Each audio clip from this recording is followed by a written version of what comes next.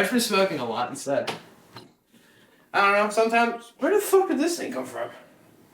I was playing with it. Sometimes I feel like drinking a lot more. I made it in the fucking cup. Alright, so you saw that. I can't walk... There's a red Solo cup over here, and no...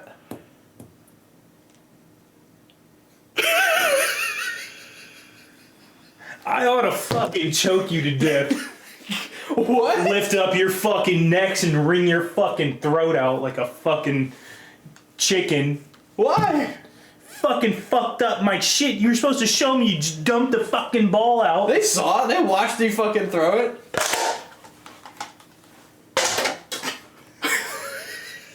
What's going on, guys? It's your host, Kenny and Kevin with FeatureTalk podcast, and today it is episode 4 of the most unscripted podcast you'll ever fucking see. And today we actually have some topics to help stay online. Yeah, a couple A couple of them. A couple interesting ones. You should stay for it, even though you might not want to. We're gonna start with a shot first. If you saw last week's episode or 2 weeks ago's episode, Yeah. it's hard to tell. We record these on different bases, but Yeah. every other Fridays we upload 6 p.m. Eastern time. We're gonna do a shot, but yeah, last episode was Fucking crazy. there's if you didn't see it, you should, but that's the old table. This is a new table, table number 2. Table number 2.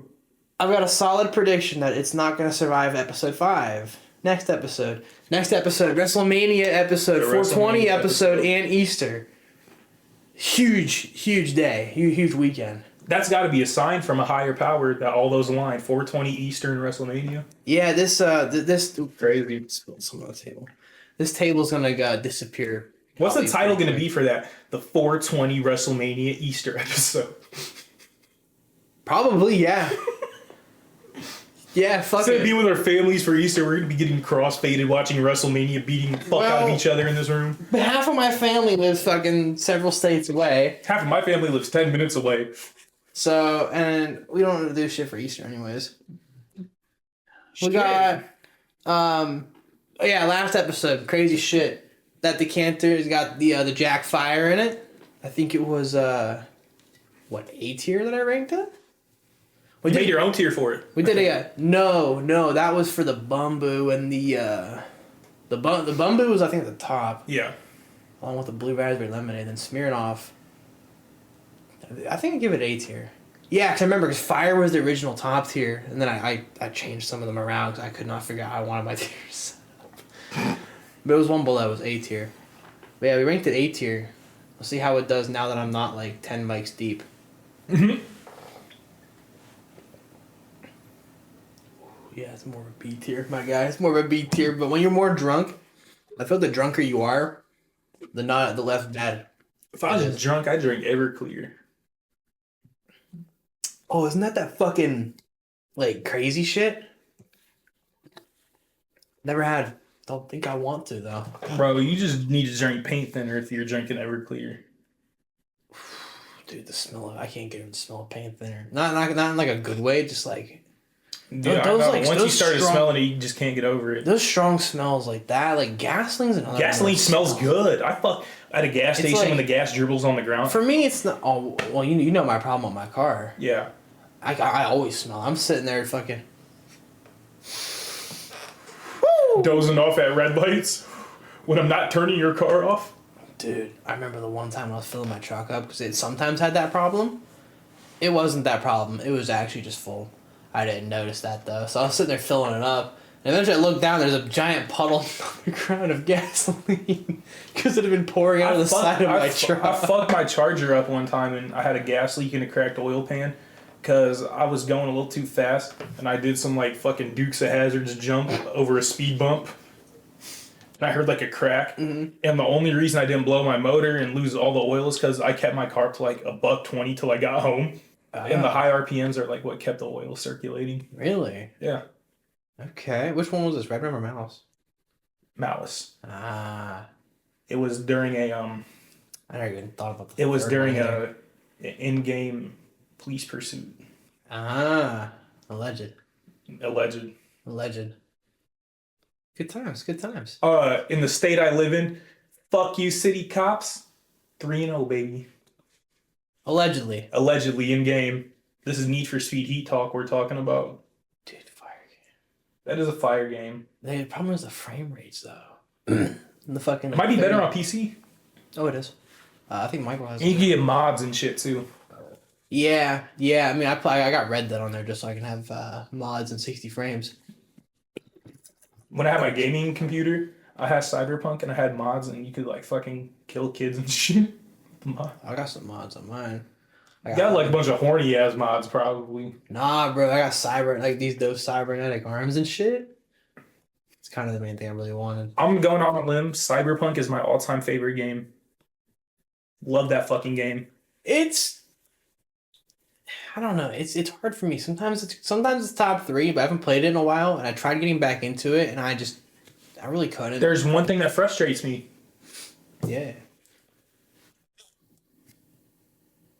So, in the beginning of the game, if you haven't played the game yet, you either live under a rock or don't give a fuck. There will be spoilers ahead for a lot of games. There will be spoilers, that's why I'm just warning you. So, in the beginning, when you and Jackie are in the... Whose apartment is it you break into? Which mission is this? The first one. Where you're going to go rescue that one chick? No, it's like the intro one. It's like the intro you play when you're at in the tower. You have to like hide in the wall. Oh, the heist? Yeah. That's not just the very beginning. Okay, yeah, the heist for the chip, the relic. Yeah, the relic. Yeah, Yorinobu's apartment. Yorinobu's his name. So Yorinobu. Okay. So the part of the thing that frustrates me is like when you're hiding in the wall and you see Yorinobu's son choke him out, and then at the end of the game when you meet Hanako with the embers, and then kidnap her like brother and bring him to her or whatever. Or no, my bad. You bring her to the embers and you get into her brother's apartment, right? And you confront him at the end of the game. Isn't that like only for like one ending though? Yeah. Is it This is the ending I'm talking about. Corpo ending? No, I did this ending on Street Kid. No, like the Corpo ending. Yeah. So, I remember I was frustrated because Hanako did not want you to hurt her brother, and I wanted to so bad after what he did. Yeah. Right? Yeah. That's part of it that frustrates me in the story. That fucking just made me irate. I don't remember that ending. I only fucking did it, I think, like once. It's just such a boring ending, though. I prefer the classic Don't Fear the Reaper. The one where you no allies, you just kick the front door in and start fucking people up. Yeah. So fucking... Every time I do it, I feel like such a goddamn badass. Just going around fucking... with the slow-mo shit, shooting headshots and shit. Switching to the blades and jumping around and fucking slashing people. That shit's fucking fire. I hate the Maelstrom gang. Like in the north part of the game. They're weird. Weird fuckers. They're weird, but I like their design. Their design's pretty cool. The Tiger Claws I'm neutral about. Don't really care them. Kind of cool. Care about them. They're not really. Fucking weebs. 6th Street's pretty interesting. Sixth Street is there. I fuck with the Voodoo Boys. They're cool. They're Valentinos, cool. Baby. Yeah, the Valentinos are fire. I can't deny it. The gold. I have Jackie's motorcycle, the Valentino's car you win from the fight, and the Valentino's weapons. I remember the first time I let him keep the car, I just took the money, but now I'm just like, fuck it, give me your car and the money. You lost. You know what I mean? Usually, yeah, remember his girlfriend's pregnant? Yeah, I took the motherfucker's car and money and left him and his pregnant girlfriend to walk. Sucks to suck. Should have put up the money for you. Let that pussy and that fat bitch you're with waddle away. Fucker. See, every time I play the game, I like to use the mantis blades. But before I ever do that, I like to get the gorilla fist, and I go through every fist fight, so I have that extra like melee boost. You know what I mean? So I just win the fuck out of every fight. Then once I get done with those, I switch back to mantis blades. Then I'm not a big fan of mantis blades. Really? I like them. I don't know, especially when you have the DLC. You can upgrade them so you can like fucking fly across like a room. I'm not huge on like the external implants, like the arms and legs and shit. I like the internal ones. Oh, I'm big on. I like the optics and shit. or the Yeah. like the heart ones and shit. They like stamina boosts. Yeah, I mean, I love those too, but like, I've even got a mod that gives me my right arm is like a black cybernetic arm, and I was like, fuck it, I got a silver one for my left one. That's badass. I was like, I wanted to, I was like, I gotta do the silver one, Johnny, for fucking good old Johnny Silverhand. We'll get him up there. There's a, you can't see, but I got a metal poster. Oh yeah. From Cyberpunk on there. We got a couple posters up there. Fucking Man, that game is so fucking. I'll play that game for hours on end. It's so immersive to me. Like, there's so many explorable crevices and shit. I love Cyberpunk for that, but there's one game that for me that just, it's the perfect one for What? Red Dead. Red Dead. Red Dead Redemption 2. If Rockstar didn't stop updating that game, that is a top 3 game for me of all time. no, that's like top 10, then maybe. For me, it's top 3. I don't. Online's okay. It's not the greatest. For me though, just I like the story. So what are your top 3 games? Currently, or just all time? All time. Fuck, that's a hard one. All time. All right, I'm gonna be real here. I mean, I gotta say it. Minecraft, one of them. Top 3. Minecraft. We just saw the movie. Movie's a fucking banger. Movie's a banger. Okay. Our crowd wasn't too crazy. They didn't start throwing shit, but they did jump up and start cheering. Yeah, no. Like, our crowd was that was the most interactive crowd I've ever heard. It didn't get too crazy, but it was just crazy enough. You remember the one guy who started out standing up going, "I now present to you the Minecraft movie." Yeah, and all these fucking turbo versions jumped over. Yeah, we joined in. It took a minute for me to be like, okay, so this is what we're doing. You know what I mean? I kind of had to like. Chicken Jockey went crazy. That scared the fuck out of me. So me, Kevin, and Dylan all looked at each other, and we were having like a telepathic conversation. And I was like, this movie would be crazy on shrooms, seeing it for the first time. And then the people started screaming, and then I was thinking, bro, if these people were screaming around me when I was on shrooms, I would just stand up and crash the fuck out and like take all my clothes off and run you out gotta of the wait movie till theater. that shit comes out of theaters for that then. It won't be the same, like, because you'll know what to expect, kind of. Yeah. Nah, that movie was fucking. I thought it was gonna be complete dog shit. We did fireball shooters in the parking lot. Yeah, Dylan picked us up. He was whipping the Mustang. First ride in it was crazy. It took me a minute to get the seat adjusted because I'm a big fella, and it's not a big fella friendly vehicle. I was so munchied out when I left this crib. I grabbed a bag of Doritos, forgot my vape, had to run back in and get it, and he forgot his pen, so he came back in here and got it. Yeah, you were so fried you grabbed your lighter instead of your pen. Check that thing out. Little what is it? Hidden Hills and Dopest collab. Shout out to the Dopest. Shout out to Thomas. Shout out to Dopest. They're fire. You see that? Our story. Hell yeah. Look at our story. That's fire. We love it. We love it. Yes, sir. They really do care about their fans. They really do. Oh, yeah. He's the most games. interactive YouTuber. Top 3 games, though. Red Dead. Games. Red Dead's one of them. Minecraft. You'll have to insert the clips in. Off the movie. Yeah. Yeah, there'll be a couple. There'll be a couple showing up. I'm kind of using some of these to gauge. About 5 of them. That's a fucking movie. All right. I could. You know what? Fuck it. Boom. A bunch of pictures of the posters as I talk about them. There's we got a Fallout with a T60 power armor thing. We got a Halo Reach poster. The whole Noble Team 6. A little Juggernaut poster. Love me some COD Zombies. We got a Portal 2 poster. A Portal 2. The Cyberpunk one and a Star Wars scene, Episode 3, banger movie, best scene in the whole fucking series. I was in a Star Wars club in high school. What? I swear to God. You were in one? Not willingly. Oh. Because we had these club days, and you had to sign up for a club, and I got it last. I'm about to say you can't tell a motherfucker who has a poster behind him with a Star Wars set on it. And the Lego statues there, you can't forget to tell me shit like that. I'm a fucking nerd. I would rather watch those sad ass animal shelter commercials with the Sarah McLachlan song. Really? Yeah, like some crusty puppy in a cage. I'd rather watch that on repeat than watch Star Wars. That shit is fucking mind-numbingly boring. Yes. Some fucking big Mucinex man in a cave with his little fucking servants. Which ones have you seen? I don't know. I stopped watching them because there was too many words at the beginning. And I didn't feel like reading. Did you ever watch 1, 2, or 3? Not the ones with Luke Skywalker. The ones with Fire Strain. The ones where they fought droids. Don't know what you're talking about. The ones with like the clone troopers. The white guys that don't hit shit. No, those are stormtroopers. Oh, so have you only seen the original 3 movies? The old ones, like the old ones? One thing I remember was Obi-Wan being a fucking menace. Old guy one or young guy Obi-Wan? Like old Obi-Wan, like the old movies. So you've only seen the old 3 movies. That's fair. I find them boring too. I like Star Wars, but I don't. I'll say it. I'll say it. I respect the original 3 movies, but I find them kind of boring. Those are the only ones we watched and studied in that club. You know what I want to show you eventually? Then I want to show you the prequel 3 movies, the ones from like the very like I think they came out like the very late '90s, early 2000s. That's what that one's from. That's up at this number 3.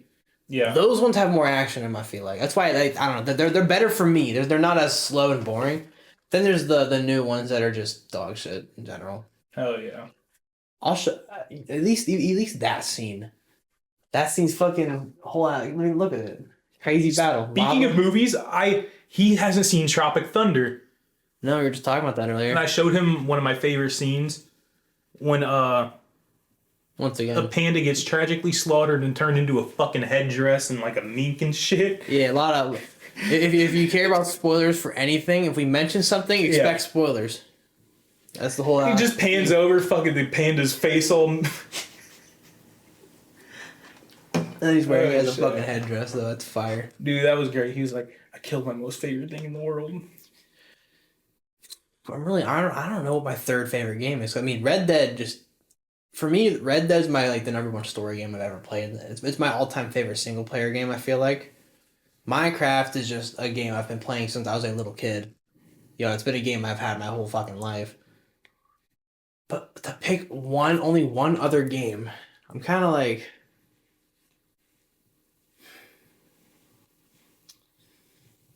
Do I say? Yeah, I don't know. I'm torn between Grand Theft Auto or like I'm trying to think if there's anything else that would be more deserving than GTA 5. Dude, you played a lot of Binding of Isaac. Binding of Isaac's a top 5 game though. It's not my top 3. I love the game to death, but fuck. Do I say it realistically of all time? Yeah. My number 3 would be Grand Theft Auto 5. Same reason as Minecraft. I've been playing Grand Theft Auto 5 since I was a little kid. You're like horny little middle schoolers. Well, I got it when I was in 4th grade. When we were in 4th grade. I got it when it came out too. So like what, 10 years old? Mm-hmm. So fucking 11 years been playing that game. I mean, yeah. That and Minecraft are the 2 games I've been playing the longest. And Red Dead Rockstar know what they're doing, man. Rockstar know what they're doing. People are rushing GTA 6. They're cooking, bro. I don't give a fuck when GTA 6 comes out. Let them cook. Because when they cook, they fucking I got a plan. I'm going to get 2 weeks off of work without using vacation or personal time. How? I'm going to fake my fiance's pregnancy and get paternity leave, which is 2 weeks off, no consequences. This man's about to fake his fiance's pregnancy. Then they're going to be like, Grand Theft Auto they're going to be 6. like, what happened? Dark humor. My dark humor is going to peek through. They're going to be like, what happened to the baby? I'm like, miscarriage. Give me more time off to grieve. Wow. I don't know if I can fist bump to that, but like, you're here to hear, folks. Okay. That's a master plan. 2 weeks off. Oops, miscarriage. Get more time off to play GTA fucking 6. Well, now here's That's so fucked. I'm sorry, but it just popped in my brain. The miscarriage wasn't a part of my plan. It just popped into my brain impulsively. Here's the predicament. Do we leave that in? Because if we do, the whole world knows now. Anyone who sees will know your plan. Well, there are 7 people that watch. You mean 3 people? Dude, minus us rewatching it. Hey, leave that in. What's up, Dylan? What's up, the 4 of you guys who watch? We love you guys. Keep tuning in. I just have a dark sense of humor. That's always how I've been since I was younger. Oh yeah. Them Twitter videos. I remember in middle school we used to get breakfast in middle school, and I just remember watching this like fucking like an Al Qaeda beheading where they had this big fucking serrated knife and you could hear the bone, like the fucking shit getting cut. And then like his head wouldn't like was like dangling and they just fucking like twisted off of him. Oh, not clean at all. No. One of the fucking, I think Funky Town. Oh, I mean, who hasn't seen Funky Town? Every time I hear Funky Town, that's all I think about now. Have you seen One White Guy versus Four YNs? No. So these young little like gangster dudes are in a gas station and the guy's like carrying a pistol. They snatch it off of him, right? And he's like, "Give that back!" And he's trying to be nice, just like white dude. And he goes after them and they shoot him. No, these four guys are like not giving him his gun back, and they walk out. And the white guy walks to his truck and gets like an assault rifle and just fucking flips these dudes. I saw a different one where a guy got his gun snatched and he went after them and they shot him. So that's the other ending. That's why you get a good holster. Because if you have a proper holster, and even if you open carry, nobody can just walk up and snatch that shit. Or if you can seal carry, best way to carry. Yeah. Now, even though I have dark humor and sound like a piece of shit, the reason I prefer concealed carry is like, you gotta think, not everybody's beliefs align with yours. I'm very Second Amendment friendly. I think if you're 18, you should be able to get whatever gun you want, no permit needed to carry, nothing. I think you should be able to get full auto if you want them. Doesn't matter. Okay. But like, my thing is, that's where I stand at. I have no political opinion, no political side, but I just fuck with the Second Amendment heavy. Got my gabagool off the side of the New Jersey Turnpike. Love it. What a shirt. But I conceal carry because I don't want to make like anybody feel uncomfortable. Yeah. And I feel like if you were in a situation where you needed it, like somebody like broke in, like I'm saying, like say you're in a store, right? Typical mass shooter shit happens. You're open carry and you're like a first target. Yeah, that's what I was about to say. Sometimes it's better for certain people not to know. Even if I was in that situation and there was like a mass shooting, I don't think I would be the hero. I'm getting the fuck up out of there. Do what you gotta do to survive, you know? God didn't put a cape on my back, bro. I'm not Superman. Well, he put one on me, though. I'm Batman, bitch. Where's the man, bitch? I'm Batman, motherfucker. Yeah, dude, the most pussy superhero. You pull up in some fucking car. Yeah, bro, pull up in the whip. Pull up in the yacht. We're gonna dock the yacht and get out and fucking... You know what type of superhero I am?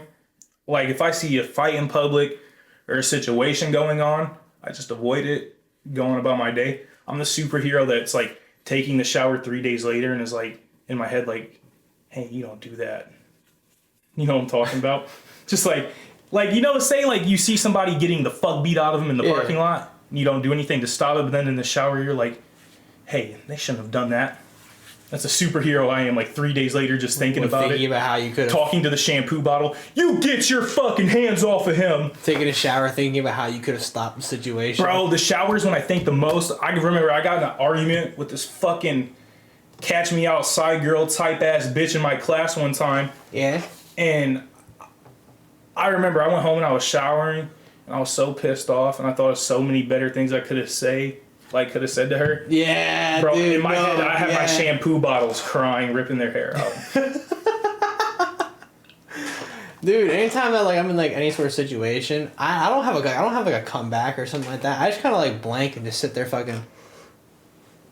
I was just caught off guard though. You know what I mean? Yeah. Fucking. Yeah, I can't remember what I was about to say. To be honest. Shit. Got lost. I got my top 3 games. I have more money. Yeah, Red Dead Redemption 2, Minecraft, GTA 5. Valid. Number 1, Cyberpunk. Valid. That's top 5 for me. Maybe. Number 2 is GTA 5. Banger. Number 3, you ready? Yeah. Skate 3. Ooh, that's another good one. Fuck. Then other honorable mentions, GTA Vice City. First GTA ever played. Vice City Stories. First GTA I ever played was Vice City on your PSP. Yep, I remember that was the first GTA I ever got. You sure that was the first one? I was like fucking 6. I remember that was a crazy experience. I was like, holy shit, I get to play GTA for the first time. Yeah. And I remember begging my mom and dad for GTA 5. But my honorable mentions GTA Vice City, Saints Row 2. I remember playing Saints Row 2 at your house too. Those 2 games were nostalgic for me. WWE 2007 Raw vs. SmackDown, Never played that one. and MX vs. ATV. Anyone from that series. Those are like Which one is the best though? Untamed. Really? Or Reflex. That was my always go-to. You played Reflex at my house for the first time too. That was another one I played a lot at your house, and I played it. Dude, I just had like my loadout. I only had like 4 or 5 games when I was little. GTA Vice City, Saints Row 2, MX vs. ATV Reflex, and like GTA 5. That was all I played. Yeah, pretty much, yeah. That's still about fucking all I play. I mean, they're bangers. They stand the test of time. Yeah. See, that's why Minecraft has still been around for me. I mean, I just remember the days of fucking... What if they had like a Saints Row 2 but like GTA 5 quality or GTA 6 quality? Like where like Rockstar would happen to make Saints Row 2. You picture that story. Like the story of Saints Row? Yeah, like more in depth. Yeah. Yeah. Damn shame the Saints Row ended up the way it did. Yeah. Now somebody would have to buy out the fucking company. Yeah. What a tragedy. Yeah. Do I like one leg back? You can just throw some into here. Hell yeah. But yeah, dude, that's the fucking... Those are my honorable mentions in my top 3. So we both have GTA 5 in top 3. That says something about that game. Oh yeah. The story's amazing. Online is, I mean... Like, think about this. Like, the characters in GTA 5, like, you first play as Franklin. Yeah. Think about... Well, actually... Well, technically, prologue. You play, like the little Michael thing. You play as Michael and Trevor. Mm-hmm. But yeah, Franklin, the first like at the beginning of the story, you play as, yeah. Think about, like, Sean Fontino, the guy who Franklin is. How many kids' lives he was in and, like, fucking... how many, like... He made some kids, like, fucking entire life in, like, 2010. Yeah, I mean, some of was it 2014 or when did it come out? 2014ish, wasn't it? No. 2013. Yeah, 2013. 2013, yeah, because 10 years was 2 years in ago. 2013, like I wonder if he ever thought about that. Like, damn, dude, I made all these kids hyped as fuck to play this game. Like, bro, I'm pretty sure they definitely do, because I feel like I remember hearing from Roger Clark, the dude who voices Arthur in Red Dead. Like, talking something similar about that, how a lot of people, like, who were, like, he mentioned some people going through, he mentioned, like, people going through mental health shit, and, like, that game being a big thing for them, and how it's, like, a big, like, it means a lot. I've cried at 3 points in that game. One was the ending, because, like, I had very low honor, because I So you also got the fucking, wolf. Did you get shot in the dome? Yeah. And then you see the wolf and shit, right? Yeah. But I remember... Or a wolf. Or a wolf. One of the two. Some fucking rabid mongrel dog. Yeah. But I remember, I can't think of what train station Arthur was at, but he ran into the sister, the nun. And he was talking to her. He was like, "This is the first time." Yeah, the first time he said, "I'm afraid," dude. I was crying out, like, just that honest. You just took out all the O'Driscolls and you're telling me you're scared, Arthur? Dude, when he says, "I guess I'm afraid." That fucking every time, even when I rewatch it, I sit there. I'm like, man, why you gotta make me emotional? Real shit, dude. There's that one, but yeah, my first ending was the low honor help John ending where I got shot in the dome. I've played it twice since, and I got the good ending, I guess, where you look at that fucking every single fucking time. I won't even lie, I tear up a little bit because I mean, like, that game is just. If I knew Michael wouldn't have been a traitor, I would not have fucking rescued him from the strawberry jail. I hate that mission. Fuck you, Michael, you piece of shit. You could keep that stupid fucking holster you gave me. That's the only reason why I like doing it, because I like that second holster. I love having my dual pistols, bro. My dual revolvers. I did the little pirate shotgun, and I did I saw, you know, the little... Which shotgun? They're called, the technical term is pirate shotguns. The ones with the curved grip. Like the shotgun, like the little double barrels. Oh, the sawed-off double barrels. Yeah. Okay. So, I did the sawed-off double barrel for my second holster. Yeah. And Billy's midnight pistol. Oh, the gold one. Yeah, that I had to shoot him on top of the train. Yeah, isn't that a Mauser?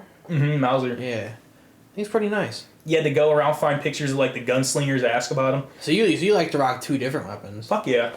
I would always go with dual Schofields or Schofields. I mean, And then fucking and then I got the most I got one of the highest level rifles I could early in the game when you save that guy from the snake bite, and then he's out in front of the gun shop in Valentine when they let you get something for free. Yep.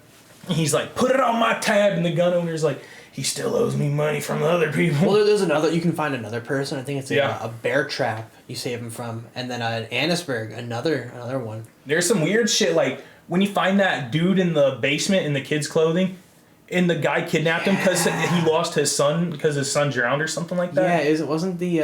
Well, then there's also the basement of the fucking of the fence. I rescued him and blew his brains out in the middle of roads. Oh God. Dude, that game, when you said immersive, when you're talking about Cyberpunk, that game is immersion right there. Yeah, Red Dead. Everything about it. That's why I could play it for hours. Mm-hmm. That even still, I could just fuck around with that game. Like, the ragdoll physics, when you shoot someone in the gut and they're fucking, they say run off because they're bleeding everywhere and they fall to the ground and shit, I'm like, damn! I kill the KKK members when I come across them. Yeah, bro, I fucking... Fuck the Klan. I get a stick of dynamite, I kind of like hold it, and then I'll chuck it in and just watch them all go flying all in different directions and shit. I love the scene when the little cut, like the little side thing where like the cross falls on him and crushes them to death. You remember that one? No. Yeah, that's one of them. Really? Mm-hmm. What's your favorite mission in the whole game? What? What's your favorite mission in the whole game for any reason?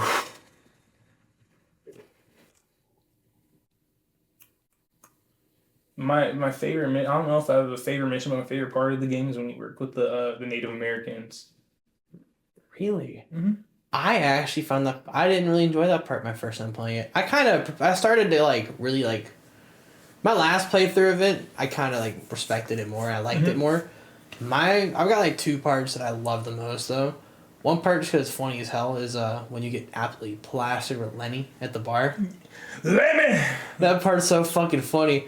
My favorite mission though, because it's so fucking cinematic, is when you go to rescue Jack from the Braithwaites. Yeah. That lineup shot of everyone walking out to the house.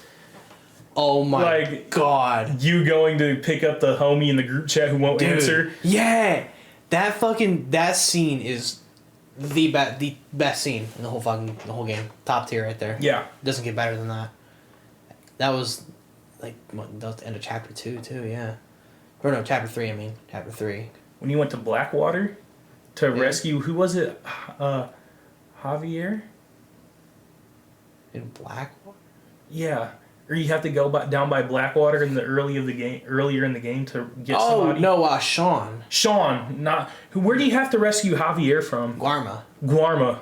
No, yeah, in Guarma. I wish you could actually go to Guarma. That place is so fucking cool. Well, apparently, from what it seems like, Guarma was supposed to be more fleshed out and like a bigger chapter than it was. But they I guess they shrank it down, made it a smaller chapter, more linear, you know. Did you know that there is Tahiti? No, no, I'm just saying. I wish. But when you're in Guarma, if you try to like leave the area, you get sniped by an invisible sniper. Same way as if you get through like the lawman chasing you through when you go past Blackwater, that's like before the epilogue. If you get down to the desert part, you also get killed by an invisible sniper. That's like the Cayo Perico of Red Dead. What? Guarma. Yeah, pretty much. Mm-hmm. But yeah, they got interesting ways of keeping you in the boundaries though. Yeah. But fucking that game, top tier for me. I've never played a game that just no game's gotten me emotional like that too well. I mean, a lot of games have. I'll say a lot of games have, not a lot, but like a good handful. Another honorable mention. But that one consistently still does. Another honorable mention. I had not much emotion playing this game, but the first time I played it, Watch Dogs 2. Watch Dogs 2 fucking banger. The clothing is so cool in that game. The vibrant colors, how trendy like shit was at the time. Me and him got it on the same day, unplanned. I FaceTimed him and I was like, guess what I got? And I showed him it installing and he just showed me. I was like, no fucking way. Yeah, I'll say I like the story of Watch Dogs 1 more. Because there's a reason behind Aiden Pierce doing what he did. Both games are really great and I love them. One's Watch Dogs 1's a little more darker, especially in like color and tone. And like Watch Dogs 2, it feels more vibrant. I mean, it's fucking San Francisco. Yeah. But like, I just have more memories playing Watch Dogs 2, especially you and me fucking just going around there fucking around. Yeah. The parkour. Fucking crazy. As well. That game's just so much fun. It's like, I like the parkour of it. You know, it's not like crazy like Assassin's Creed where you can climb up fucking skyscraper type shit. But, it's just crazy. It's just cool enough that like, you can do some fun love shit. the photo feature on Watch Dogs. I remember me and you were fucking drunk and playing it, and you just send me a picture. Me and you were in separate areas of the map, and you just sent me a picture of the picture you took in Watch Dogs. I opened Snap, and it's just Kevin killed like 3 dogs with a paintball gun and just sends a picture of Marcus next to him. Yeah. I wish I had something like that. He was in director mode in GTA and sent us a picture in the group chat as Jesus with a shotgun next to a dead dog. I have another one of a picture of Michael next to a picture of a dog that he just ran over. You can see like the blood trail from the car tire. Oh shit! Hey, games are meant for you to do shit you can't do. You know what I mean? We're both animal lovers, like. Yeah, no. In the real world. I mean, even on fucking Watch Dogs, when you'd walk up and shoot the dog while I was petting it, I'd get pissed off. Yeah. Yeah, no, I got a fucking.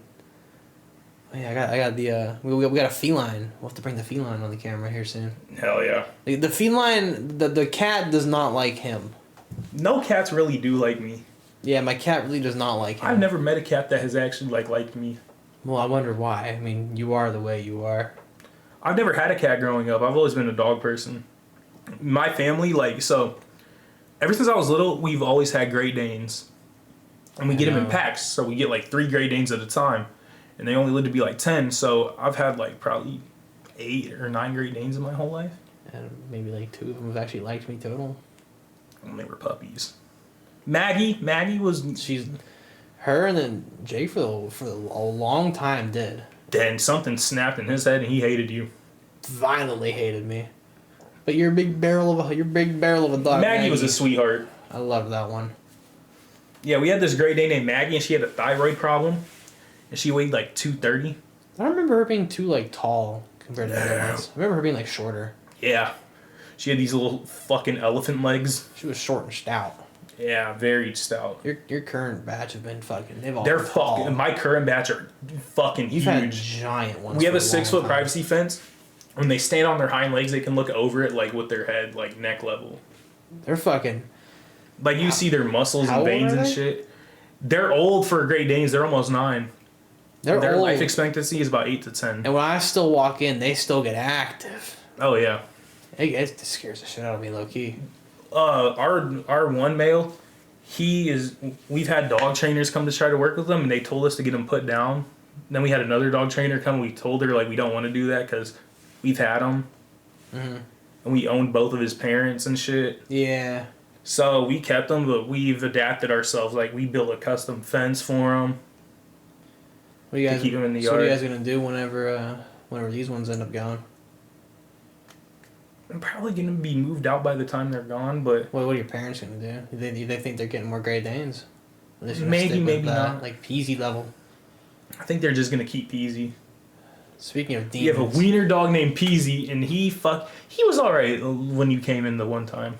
Yeah, last time he didn't do shit, but usually he comes and tries to bite my ankles. But he loves Dylan. I wear my cowboy boots, so he can't really bite my ankles very well. He loves my homie Dylan because...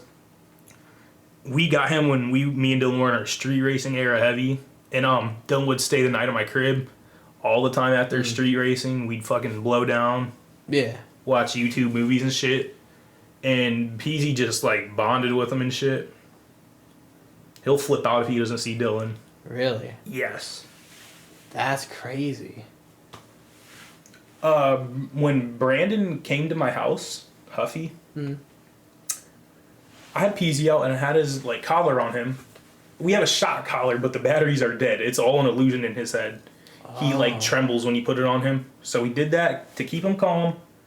Brandon's pen rolled out of his pocket onto the couch next to Peasy. He went to grab it. But it was by Peasy, and Peasy didn't like that and fucking snapped at him and lunged. I was like, Peasy doesn't want you to take the cart from him. Peasy was fiending. That dog, I feel like he's a ticking time bomb when I look at him. And he's chunky for a wiener dog. It's like a little fucking football. He's He's a riled up little fucking football too. Mm-hmm. Yeah, no. Every time I look at him, I'm like, in my head, I'm like, when is he gonna snap? When's he about to snap? No, you know who you need to worry about doing that is Jasper, our big blue male, the Great Dane. He's the one who can jump the thing. Oh yeah, he's cleared it a couple times. That's why every time they fucking. That's why I never go into that case. When my brother was going through his divorce and stayed with us, he came home from work because we both worked third shift at the time, and I just heard a bunch of screaming. Right, I was like, "Fuck, what's going on?" I was like, I thought he was just having a mental breakdown, so I go out there. I just see this big fuck hauling ass down the hallway. Cody's big ass sprinting down the hallway, and my mom's door is locked, shoulders it in, jumps in bed with her, and is like screaming. My mom's panicked, and I'm in the hallway, and Jasper busted through that door in the kitchen and was chasing Cody down the hallway. Oh God. He didn't like Cody, but he does this thing like where if you're looking at him in the eyes and like you walk up to him, this is why I say the eye contact thing, right? If you're looking at him, he'll play it cool, and then like when you reach toward him, he'll just fucking snap like that. He'll like just. Does he not like eye contact? Feral, nah. Yeah, that's why they usually take it as like a dominance thing, like you're pressing them. Usually, whenever they start freaking out like that, like they start barking, I immediately kind of just like back away and get away from that. Like they don't like my brothers at all. I don't trust them dogs. They freak me out. Peaches is all right, but you just have to meet her when she's not around Jasper. I know. You told me like the 5 things that you have to do. Yeah, no hats or hoods, no glasses, don't make any sudden movements or loud noises. Don't like look in her eyes, and all you have to do is basically just like act like she's not there and let her come up to you. And if I can tell she's not feeling you, I'll get her away from you quickly. How do you tell? When she like just like freezes up and like she like her head is still, and her like tail has no movement. So she kind of like stiffens up. Yeah, she'll stiffen up, which means she's about to pounce. They've never bitten anybody. Which one did? Jake and Jasper, both. Jake bit the groomer in the face. Like father, like son. So we took Jake to the groomer. Our current Great Dane's dad, we took him to the groomer, and we told the groomer, we were like, you should muzzle him. And the groomer was like, oh, I got it. You know, I worked with many dogs. And we were like, all right. But we told you to muzzle him. So we get a call from the groomer. The groomer tried to use a grinder on his nails, not the clippers. And the noise, I think, scared Jake, along with him being with a guy he didn't know. He wasn't bad around women. He was just bad around men. Him being around a guy he didn't know and using the grinder, it scared him. And he was a big-ass Great Dane, probably $190. Yeah. He bit the groomer, like, right here. Like, in his face. Oh, that ended up... The groomer didn't, like, pursue any charges. Oh, Jake's bit 2 people, my bad. Oh. I was in the backyard when I was little, and I remember my mom telling me this. I was probably, like, 7 or 8. And I was playing by myself back there. My mom was like in the kitchen, like cooking, because my dad was coming home from work. And we had these like yard guys working on the neighbor's house because they just like moved out and their yard was overgrown. And since I was in the backyard by myself, I think that's what like got him in that like demon mode, because he's super protective. Yeah. He reached over the fence to try to pet him, and Jake, I remember just watching it happen, like latched onto his hand and started shaking his head. So I ran and like screaming to my mom. Because I was scared like the fucking pound was going to come take him. Yeah. But the guy came out, my mom brought him like towels and like fucking like bandages and shit. He just like patched himself up, finished up their yard, apologized. Well, I mean, you reach your hand into a fence. Yeah. That's what happens, you know? You know what's fucked? I don't like, if someone like trespasses in your yard and your dog bites them, they can still like pursue charges. Really? That's like a law in a lot of places. That's fucking retarded. It's different for like intruders and shit. But trespassers though? I feel like you go. See, my dogs are the warning. You'll fucking come down the hallway to me in my fucking boxers and no shirt on with a 12 gauge with a tactical stun flashlight on the end of it. Yeah, I'll give you 20 mercy seconds. I'm gonna hit my vape before I kill you, and you better fucking leave. That's fire. Yeah. I can picture it, but at the same time, I can't picture it, but I can. You don't want to picture it. Oh, I can see it. Balls hanging out the bottom of my polo boxers. Yeah, you either got too short of boxers or you got holes. Which one? Yes. Both? Holes and short boxers? Boxers that are fucking as old as my nephew, bro. I'm kidding, I don't. I was about to say, that'd be like... I did put a hole in one of my You were pairs. like 6, though, so you they wouldn't fit. I put a pair of... I put a hole in a pair of one of my like $30 pair of like fucking nice-ass boxers.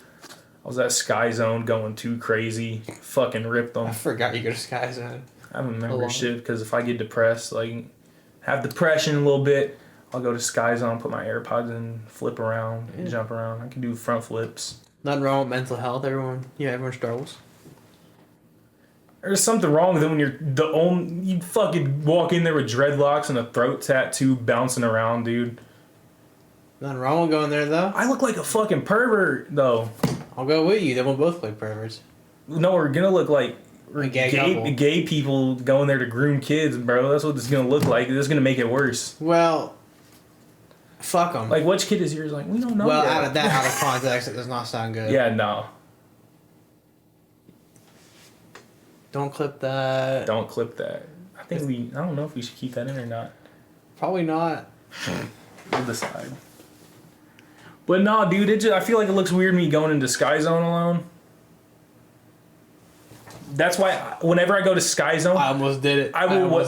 See that? I did see that. When I go to Sky Zone, I'll wear my Grimace Crocs and a goofy T-shirt on purpose, so I look like yeah, he's just a funky fella.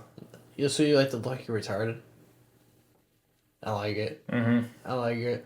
I feel like when I walk around, I kind of just do that a lot. I don't like to get my hair wet because it's a bitch to dry, and I went to the store like a few weeks ago and I told him about it. I was in Grimace Crocs, Nike sweatpants.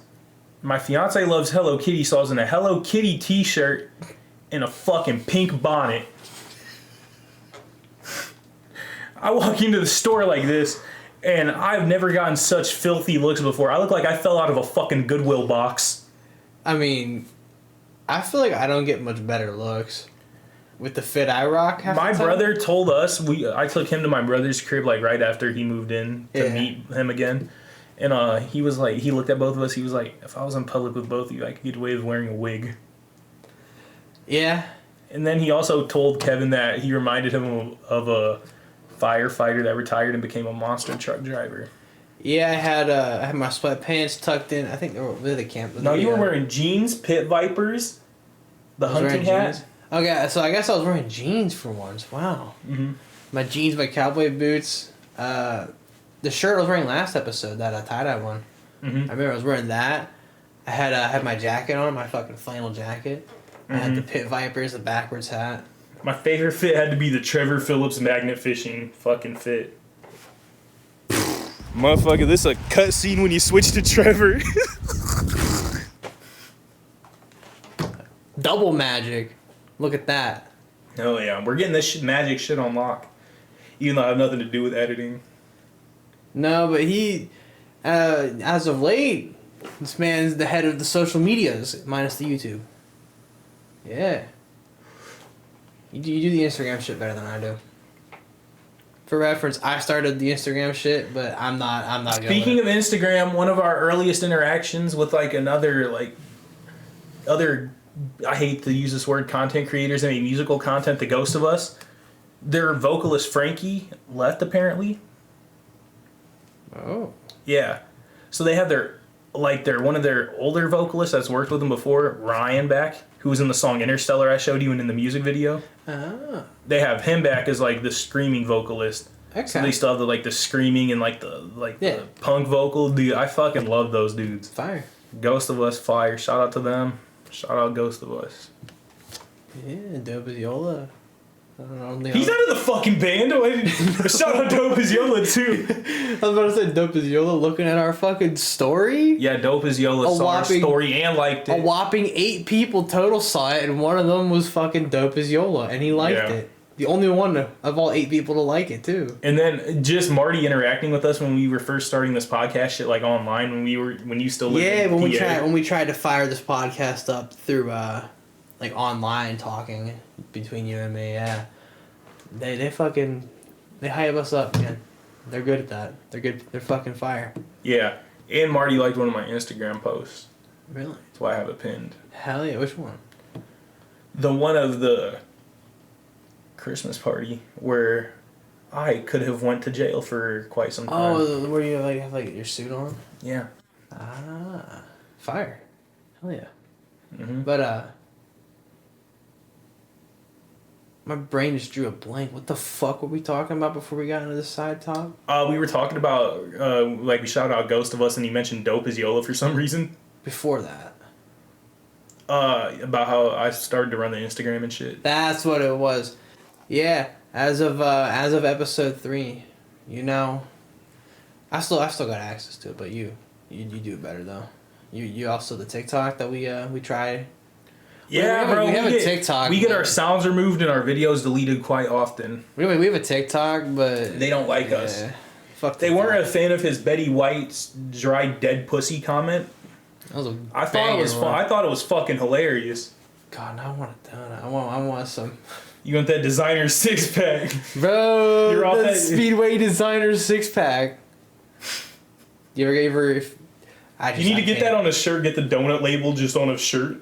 Speedway designer 6-pack donuts, which is what they're really called. Well, you're the one with the fucking shirt press. T-shirt press. Yeah, I'll make that for you. Hey, I'll make you a designer 6-pack donut sweatsuit and beanie. You can? Yeah, and if you give me like a pair of Converse, I can print them on the side too. Designer donut 6-pack fit. Converse. I'll make you a fucking donut designer 6-pack Speedo, and you can wear it to the water park. No, that sweatsuit, you already know what I'm about to be wearing it with. Oh yeah. Tucked into the boots. Tucked into the cowboy boots. At the fucking bar when you're playing pool. Yeah. Hey, one day. Dude, your bar apparel, it was fitting. What? For the bar we went to, and your fucking sweatpants tucked into your boots and shit. You mean the fit that I wore? I was cracking up. I mean, you see what I'm wearing today? I wore it to Office Depot with my boots tucked into my boots. You're like, this motherfucker doesn't work in an office. Fuck no, I walked in. Motherfucker don't work anywhere. Well, also, I wanted to look at the office chairs, because this thing, I hate this chair. So fucking expensive. I know. They're like $200-$400. I'm like, damn. I'm gonna go to Walmart and get I just want like a decent one, but not like a crazy expensive If I have fuck you money, I would get a Scarface themed like room like similar to your setup right here. But like I would have a big ass like fucking recliner that I love the picture of Tony Montana just like fucking slumped over with the pile of coke. Yeah. Like damn near. I think I'm gonna get that tattooed on my back. Really? Well, because my original tattoo back piece I like talked to an artist about was the Drug Lords. I was gonna get El Mayo tattooed on my back, Pablo Escobar, Tony Montana, even though he's fictional. He's damn near real at this point. Yeah. I was gonna get Ross Ulbricht tattooed on me. Oh. Creator of the Silk Road. He's now free. Shout out Ross Ulbricht. You funded one of my brother's hobbies and addictions. But we're not gonna talk about that. Big motherfucker. But it was gonna be El Mayo, El Chapo, Pablo Escobar, Ross Ulbricht, Tony Montana. Like all the major drug lords on my back. Griselda. El Chapo's wife. The cocaine godmother. Really? I'm not too well informed. But I was gonna get like all of them tattooed on my back, like their portraits and shit, like their faces on my back. Yeah. But I was gonna get them like on my upper back, like the upper half. Then I was gonna get palm trees and like ocean waters and a beach tattooed. And then I'll add to it like a little plane dropping bricks of coke into the water. It's pretty cool. With like a speedboat. So either that or Tony Montana. Dude, I have 2 alternate lives that I have. 3. So one of them, I'm like a 80s Miami cocaine cowboy, right? We have jet skis, duffel bags, moving fucking bricks, helicopters. Yeah. I'm just wearing suits everywhere, smoking cigars, getting driven around. Yeah. Scarface life. The other one, I'm a famous rapper in my alternative life. Okay. The third one, I'm some fucking white trash, fucking toothless redneck who lives in a trailer, works under the table at a tobacco shop, and drives a lawnmower to work because I have 40 DUIs. What do you mean by alternate life? Like the other lives I have planned out in my head for when I reincarnate. The 80s cocaine cowboy. I mean, you see my closet. Yes. We call him the cocaine cowboy because you haven't pulled out that fit in a while, but he used to wear Hawaiian shirts, jeans, cowboy boots, a cowboy hat, and this chunky ass gold chain. Yeah, the Cuban link and aviators. Or the pit vipers. The cocaine cowboy. Aviators or pit vipers. I don't really wear the cowboy hat too often though. It's usually, I mean, like, I bought it, but at the same time, like, it's not practical. When you're driving in a car, it's not practical to have the hat on, you know? I'm driving around a fucking sedan with a cowboy hat on. It doesn't really fit. You look like you need to be on a fucking short bus or... Oh, what did I tell you? You sent me some picture and I was like, you look like you need a helper to be in public. Oh, shit. What picture was that? I don't know. You screenshotted it. Hold up. Yeah, I did. Yeah, but he sent me this picture and I was like, you look like you need a helper to go in public. You don't want to talk about, like, not that it's funny, but, like, the special needs adults that, like, are in Walmart and they have, like, an assistant with them. In that picture, you look like you needed one to, like, go to Walmart. I still think you do, to be honest with you. I don't need a helper. I should have one, but I don't need one. Oh, yeah. There was the one of me with the bullet belt wrapped around my gut. Boom. I'm sorry to see that. In the background of when you just had the bullet belt wrapped around your shirt and it accentuated your gut so much, you could see me in the back fucking losing it. My magic's better than yours, bitch. Not better? Fuck you. If I knew how to make the screen spin, I would. I don't know how to do that. I just wanted to fucking flip your camera in a circle. This camera got abused last episode. Yeah, I fucking punched it away. You thunder cutted that bitch off your toolbox. I forgot it was on a toolbox too. Last setup was jerry-rigged as fuck. Well, because I wanted to get it like higher up so we can get it more. Oh no. The desk setup. You know the Napoleon Dynamite fucking stunt jump? That was like the desk. Dude, the desk. Holy shit. The table. The table. Look at it in all its glory. The table legs bent to shit. Hey, it works though. We got the bullet belt and the crown bag hanging from it. Yeah. And the rock cone leaning up against it too. Hell yeah. Oh yeah, we also check it out. This man brought over a new piece for the background. The Corona palm tree. Hell yeah, that's badass. I don't drink Corona. I don't even drink beer. But it's cool as fuck. It's fucking fire. It's a football. It's a palm tree. It says Corona. We like it. I don't know. It spices up the background. It's sitting on a fucking U-Haul box because otherwise you cannot see it. My brother, he like manages a liquor store. He's really good at his job. Now he's been given a few to manage. So he's moving up in the liquor store world. Not just a customer anymore. He's running shit and being a customer. That's not fucking the customer anymore. Now we're the customers. Oh yeah. Been there a couple times. Yeah, you've ran into him a couple times. Oh, I've been to liquor store a couple times. Been to a couple liquor store runs. I don't know how many, but it's been there. You've had more in the short time you lived here than you did in PA. Probably, yeah, because here I'm not necessarily buying. Like when I was there, I was buying like a big bottle of liquor. Here I'm buying like a can. Liquor. I'm buying them all liquor. Well, I'm going in. I'm buying a couple shooters and a case of mics. It's not gonna last me more than like a day. Or 2. Or 3. Depends. By that burp, I'm gonna stick with a day. Well, the Mike's Harder lasts longer because it's... when I chugged it, that hurt my fucking belly in that intro. The normal mics? Yeah. Those don't last long because they don't really taste... You don't taste the alcohol. The Mike's Harder has a lot more of like an alcohol taste to it. So that's why I don't chug those as quick. But, Yeah, no, I've been buying like that or the blue raspberry fucking vodka. The blue raspberry lemonade vodka specifically. I just drink like I don't really drink that. The last time I did drink was when we went to the bar. No, it was the D-Gen episode. No, or yeah, the D-Gen episode. Yeah, so over the weekend. Mhm.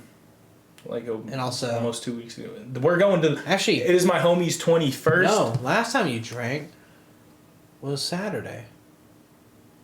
In Dylan's Mustang. Yeah, you're right. Yeah, when we did some I'm sidewalk just a weekend slammers. drinker.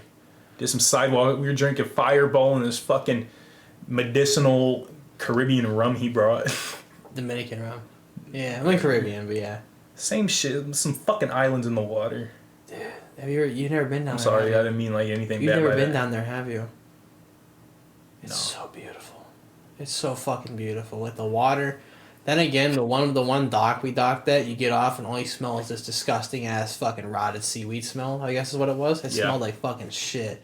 I remember I got 3 Hawaiian shirts there. You know my hoodie where the zipper's like on the left side, not the right? The 2 of those shirts. Oh, I'm centered. Well, 2 of those, the buttons are the same way. They're the opposites. I'm used to like, that muscle memory of buttoning up a flannel or Hawaiian shirt.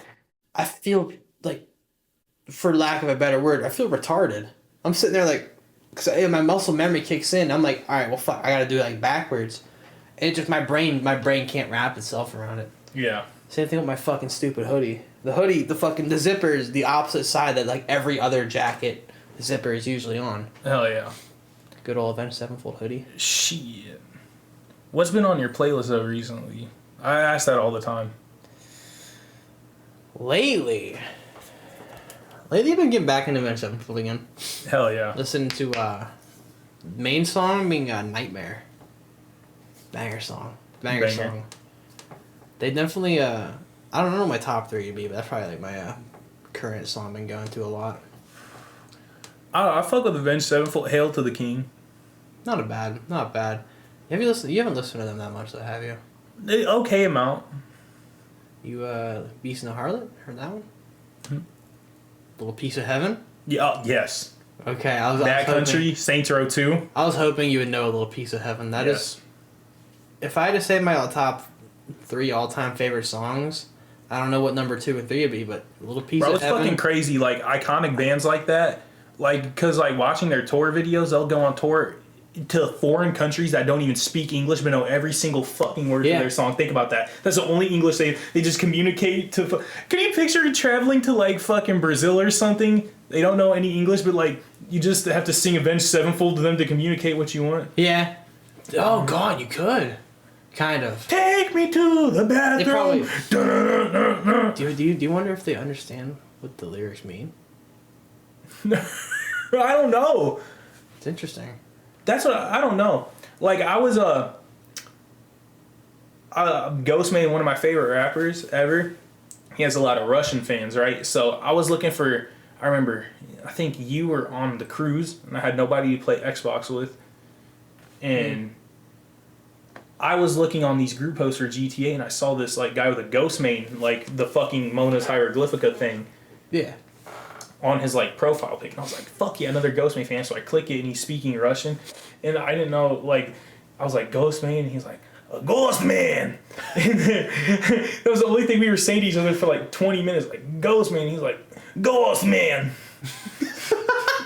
And that's the only thing we could say to each other. And I was like, after like 20 minutes, like, "Ghostman," he's like, "Ghostman." Like after like 20 minutes of back and forth, it like was like. You just get off because you're like, this is how I'm spending my time right now. God. Meanwhile, you're doing that. Meanwhile, fucking me and Versace are just eating Just drinking pizza. bottles of wine in the fucking cabin of the cruise ship. Well, in the bathroom. I was taking a shit while chugging wine. I started, and then like, our wine didn't last. We didn't even leave Florida before all the wine was gone. Still docked. We chugged it, yeah. It was still docked. We chugged it. I was going to go on that cruise with them, but I'm so fucking terrified of, like, water. So, I think I might have mentioned me not knowing how to swim on the podcast already. You did. I have this thing, like, if I'm on a cruise ship, I don't like being so far out to the point where I can't see land. Dude, the craziest thing was when they have these, these decks like these two on the sides here, where you can I don't know where it is, but I've got a small model of the ship as well, the one I was on, which would be perfect. It's not in here, but anyways. That. Yeah, I was on the Guardians of the Galaxy fucking ship. But you walk out and you just stand out like at nighttime and you just look and you just see nothing, just complete fucking darkness everywhere. I remember I stood out there. I stood there like I don't know where Versace was that moment. Just touched my. This man just gripped my foot with his foot. Anyways, fucking. I don't know where Versace was at the moment, but I stood out there. I just looked around and I'm like, there's nothing for miles. There's no one. There's nothing. Yeah, you're just stuck in a room with Versace. No, when I was on the deck looking out at the void, and then I also had the mindset of if I fell over, no one would find me. You contemplated it. I didn't contemplate it. But I mean, I'm like, if I were to happen to fall over, that's it. You're gone. I looked this up. It's a phenomenon too. Like, if somebody's standing near the edge of like a fucking balcony or the edge of a building, they like part of them wants to jump. Like where they have a thought in their head, like, dude, I want to jump right now. Not necessarily like. Or they think about it. Every time you're at a ledge, you either think about jumping or you think about what would happen if you fell. Yeah. And it's just, I don't know if it's natural. I'm so scared of heights and water, it's not even funny. The only time I fuck with water is when I'm fishing or ice fishing. I love ice fishing. I prefer ice fishing over regular fishing.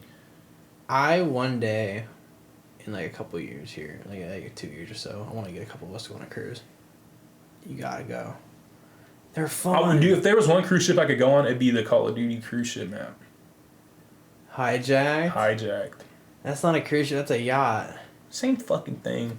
No, it's way smaller.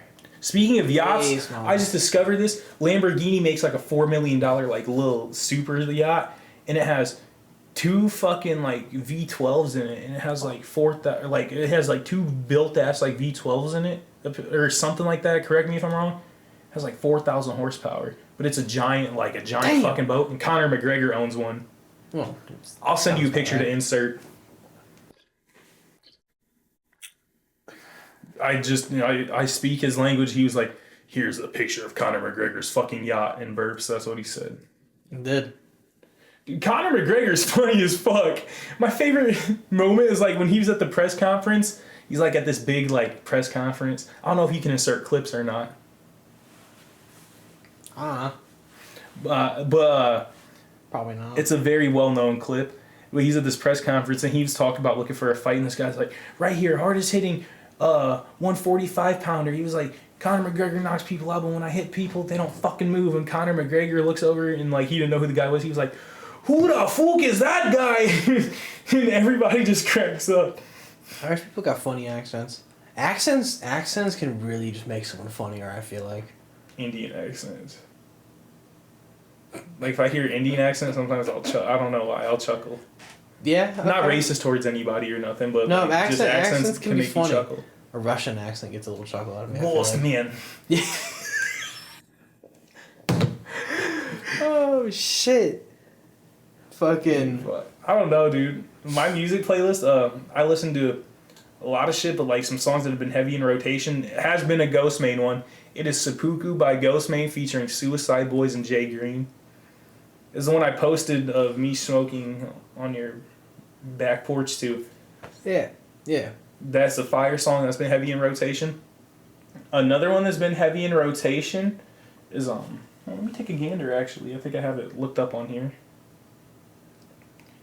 Gobbledygook gandering at your fucking phone. Hell yeah, I had to gander at it. Another one that has been heavy in rotation is War by Chief Keef. Okay. I don't want war. Pussy boy, I don't want war. Okay. And another one? I've been listening to quite a bit of it's fucking stupid, but I'll vibe to it. You never heard of Crowbar? No. It's like garage metal. Like some shit your alcoholic neighbor with a fat gut working on his El Camino would listen to a lot of okay. like fucking metal growling and shit like that. Like fucking beer gut metal. I kind of like the sound of that. Dude, it's decent. Like, I fuck with them. I'm listening to, yeah, let's blow it out. Right. Suicide Boys, Chief Keef, and Crowbar. And Ghostman. Well, real shit. What is your top 3 songs of all time? Okay, top 3 songs of all time. I woke something. Genres, yes, you did. One of my favorite songs of all time. I remember hearing it the first time. I was in fucking 8th grade. We went over to my homie's house. Mm. He had a Muha. Very black market, very fake. What's a Muha? A Muhammad, a cart. Ah, okay. I took one hit off of it, was fucking engulfed in the abyss. And he played this song. And he was like, do you know who Lil Skies is? And I was like, I've heard of him, but I haven't listened to him. Because I used to watch these YouTubers called Cuff Boys, and their friends were rappers. The 2 rappers they were friends with were Lil Skies and Landon Cube. But I never tapped into their music. He played the song Red Roses by Lil Skies and Landon Cube for me the first time. And when I heard it for the first time, I thought it was fucking floating. The instrumental is so cool, and I was listening to the music video, and that's why I like bang my head a lot when I dance, because they were like sitting in front of this trailer. Yeah. And they were banging their head like listening to the music. And Cole Bennett, have you ever heard of him? Lyrical Lemonade. I feel like I have, but no. It's like he makes music videos, and his logo's like a box of lemonade, and it says Lyrical Lemonade. You're not big in like the hip hop and shit like that. No. But he made the music video, and it's so fucking cool. Okay. So cool. That's one of my top 3 favorite songs of all time. Another one of my top 3 is Lullabies by All Time Low. Because that's a very emotional song. It's a song him and his brother were like drinking and shit, like typical rock star shit, drinking. Yeah. And him and his brother got into an argument. His brother like stormed out of the house and was driving, and he crashed his car and died. Oh. That after they got in an argument. Oh shit. Yeah. Special song. Yeah, that's why he like fuck what part? He like throw the bottle, break the door, and disappear, and sing me to sleep. I'll see you in my dreams. Like, yeah, that shit. Okay. You've heard me bump it before. Yeah, I haven't heard it. That's a great song. And third? I have so many top 3 favorite songs from different genres, but I want to do one rap, one like alt rock one country one. The Conversation by Hank Williams Jr. and Waylon Jennings. So the song, like, basically it's Waylon Jennings sitting Hank Williams Jr. down and talking to him about his musical history and his family. He's like, Hank, let's talk about your daddy. Did your mama really love that man? Okay. I fucking love that song. So those are your top 3? Let's light up and move along. Back then they called him crazy. Nowadays they call him insane. But the ones who called him crazy are still writing on his name. I'm cooked. So those are your top 3, huh? Yes, top 3. What are your top 3? I'm sorry I went so in depth with the meanings and shit behind them. I'm super big. I could go into music history for fucking days. My number 1, I already mentioned it, probably A Little Piece of Heaven. Little Piece of Heaven. Great. I've been listening to that song for fucking over 10 years now, 12 years. I remember when, I think it was Roman who showed me. He showed me Avenged. You know who Roman put me onto? Roman put me onto Brand New. He put me on Avenged Sevenfold a long time ago, and then that's one song that I found, and I don't know what it is about the song.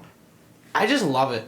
It's a great fucking song. It's just like, the music itself is just like, I don't know, it's beautiful in a way. The lyrics are fucking crazy. I don't know, even the lyrics are beautiful too. Like the vocals, like whenever they fucking near the end when the Rev also starts singing with his like really fucked up like voice. His voice is just weird sounding, but it's so fucking. When the two of them start like mixing near the end, oh my god, banger song. Number 2 probably Paradise City. They just watched me fiend for my vape. You and your fucking Paradise City. Paradise City. Though my dad used to sing that a lot, and would play that a lot when I was a Your kid. dad's angelic voice. Well, that song just reminds me of like my dad and shit when I was a kid, and also it's an amazing song. I mean, I've even got the Guns N' Roses T-shirt on today, but it's an amazing song. And then Sweet Child O' Mine is my favorite Guns N' Roses song. number three is a hard one. My number one and my number two are they're locked in. You know what I mean? Like, I'd probably say One by Metallica. That's a great one. Like, musically, they go, either your slower parts. I love the slower part. You get like where it gets like fucking heavier and faster and shit. Whenever I hear that, it also reminds me of me, Dusty, and Cam headbanging in my truck before getting really fucked up. Whenever Aiden rolls over to our crib and I'm throwing up out of the hot tub and shit. It just reminds me of good times with my friends and shit. It reminds me of my dad again because that's some music I'd fucking hear from him. This song was just beautiful in general.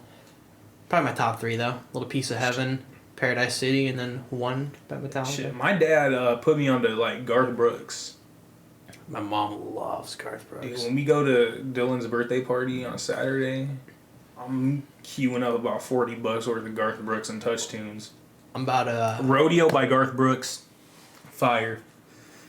Assuming that remember my debit card situation? My mom just mailed it to the wrong address. I got shit back to her. But I already reported it lost, so I can't use my current one. Just a useless piece of plastic. That one and my current one are both now useless pieces of plastic. I have to wait for my new one to roll in, so I can't get cash out the ATM. So I need to figure out I need to figure out how to use that Touch Tunes machine. Is there a way you can use it without cash? You use card. I'll use card. Perfect. There we go. That's all that matters. So I still have my credit card. Mm-hmm. Cause I want to load up some tunes on there. Got a couple songs I want to put on. Hell yeah. Definitely gonna pick good ones. Not like not some shit that everyone's gonna be like, what the fuck, Yeah. Appropriate for the bar. I feel like you throw Katy Perry on that bar and it's over. Copperhead Road. Dude, that's a good bar song. Alright, so some motherfuckers online we play with, they shit on that song all the fucking time. That's a good song. It's a fucking banger. Copperhead Road. Tell the story about your dad with that song. What? Was it Copperhead Road? You said your dad was like cruising down the song and heard that the back road in the middle of the night, heard that song come on. Oh, yeah, I think my dad said he was listening to Copperhead Road on like some back road of like West Virginia, and he had like his gun like at the ready, his pistol, because it was like a sketchy back road, and it's sketchy back road in West Virginia. I think it might have been dark, and especially if it's dark, but even still, I was about to get into it with a skin. You gotta keep that thing ready, There's a reason there's so many fucking cryptids from West Virginia. Yeah.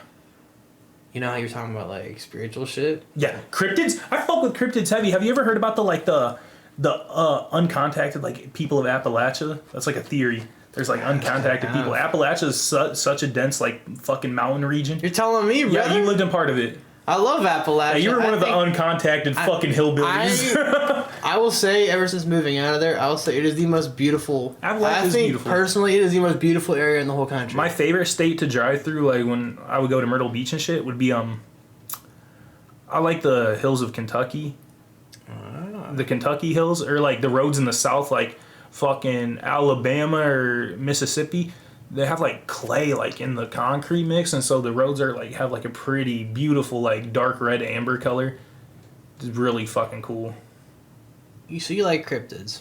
Love cryptids. One day, would you ever be interested in taking a trip to West Virginia and going to the Mothman Festival?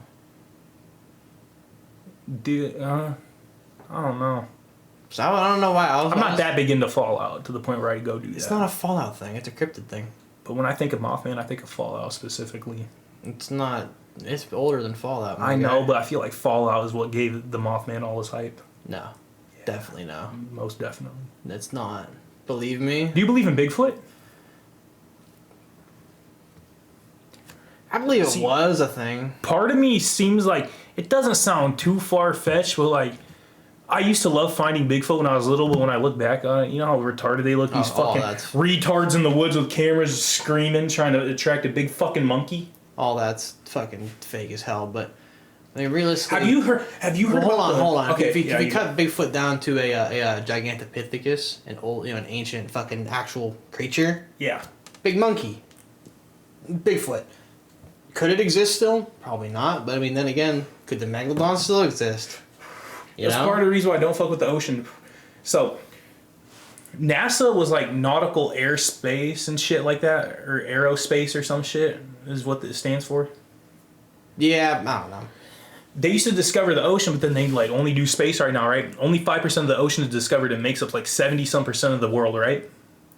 So like 60-some to 50-some percent. I'm just doing quick fucking dope brain math. Bro, if like 60% of the world is undiscovered, bro, who knows what the fuck's down there? I've heard this like shit, I don't know if it's some bullshit post, but like some people think there's like pockets of like boiling hot like volcanic water under the ocean. Pretty sure, yeah. That's a thing. And they think there's like life in there, like fish that could withstand like fucking 500-degree water. I think I remember hearing something about that, yeah. Yeah. I don't know if it's, I don't know. I don't even think they know how deep the ocean goes, like the fucking Mariana Trench. Fun fact, I nicknamed his ass crack the Marinara Trench because that motherfucker never ends. He had it hanging out on the Degeneracy episode quite a few times. If you haven't seen it yet, what are you doing? Bent over fixing the fucking table. No, fixing the sign. Or the sign with your Larry the Cable Guy crack. I forgot. Out. The sign, all the letters fell out of the sign. The way the sign works, here, we'll give you a little show. There's like those slides on the side. So if I tilt it, letter slides right out. So we knocked the sign over and all the letters went fucking flying. We fixed the sign and then the table like fell for like what? I tried to do some cool maneuver to stand up after he like jumped into the table and toppled me over. You rolled over, your foot smacked the sign, sent the sign flying for the final time. I panicked because when I felt it fly, I thought it was gonna go into your PC. The PC'd be good. That'll keep that thing fucking nice and well intact. But honestly, dude, fucking cryptids are crazy. Part of me like.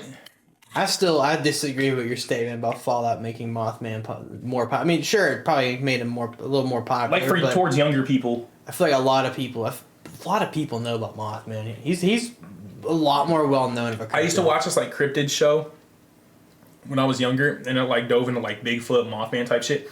Have you ever heard the cryptid of like it was like the phoenix or a firebird? Just a phoenix? But like these like people like claim they've seen these birds with fucking 30-foot wingspan. The Thunderbird, yes. Yeah. Not Firebird. I'm a muscle car brain because I'm a caveman. Yeah, remember the explanation people had was something like they would compare it to the Argentavis. Yeah. Another prehistoric creature, bird. Have you heard of like the bird-eating spiders before? Like in South America that are like this fucking big? Yeah, the fucking the one really called a bird eating. Isn't the one called a bird-eating spider literally? Yeah. I can't remember what they're fucking called though, like their full name. Dude, I'm pussy as fuck when it comes to bugs. I wouldn't even. I hate spiders. You could give me a fucking rocket launcher, I wouldn't feel safe around a bug. I'm terrified of spiders. I won't lie. I fuck with snakes heavy, but snakes literally have like no emotion or connection.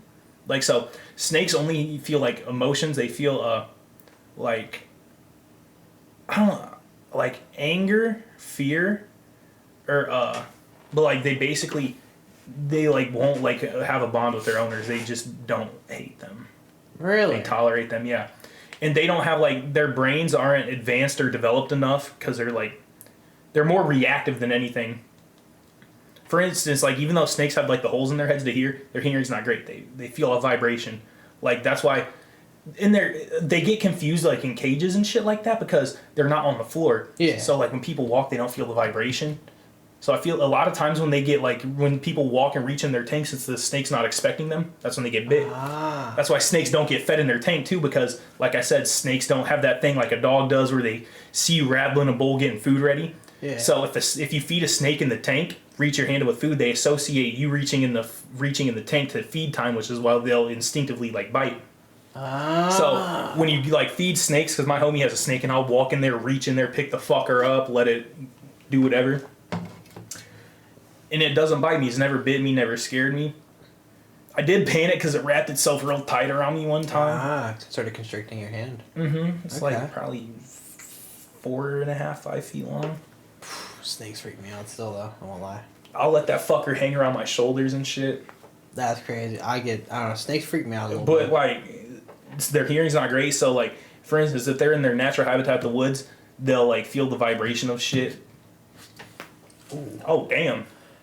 I get like, whatever, like, talking about something that, like, I don't know. I get that chill up my spine. I get And then twitchy. like you'll have to like, so if you feed snakes, like my uncle had a snake, he had to feed it in the bathtub so it didn't associate it with fucking feed time with reaching the tank. Well, my mom said she went to use the bathroom. She sat down on the toilet. She heard wrestling around, like wrestling in the shower. She opened the curtain. This fucking python was wrapped around a live rabbit, just choking the fucker. And my mom, she jumped up mid-piss and ran out.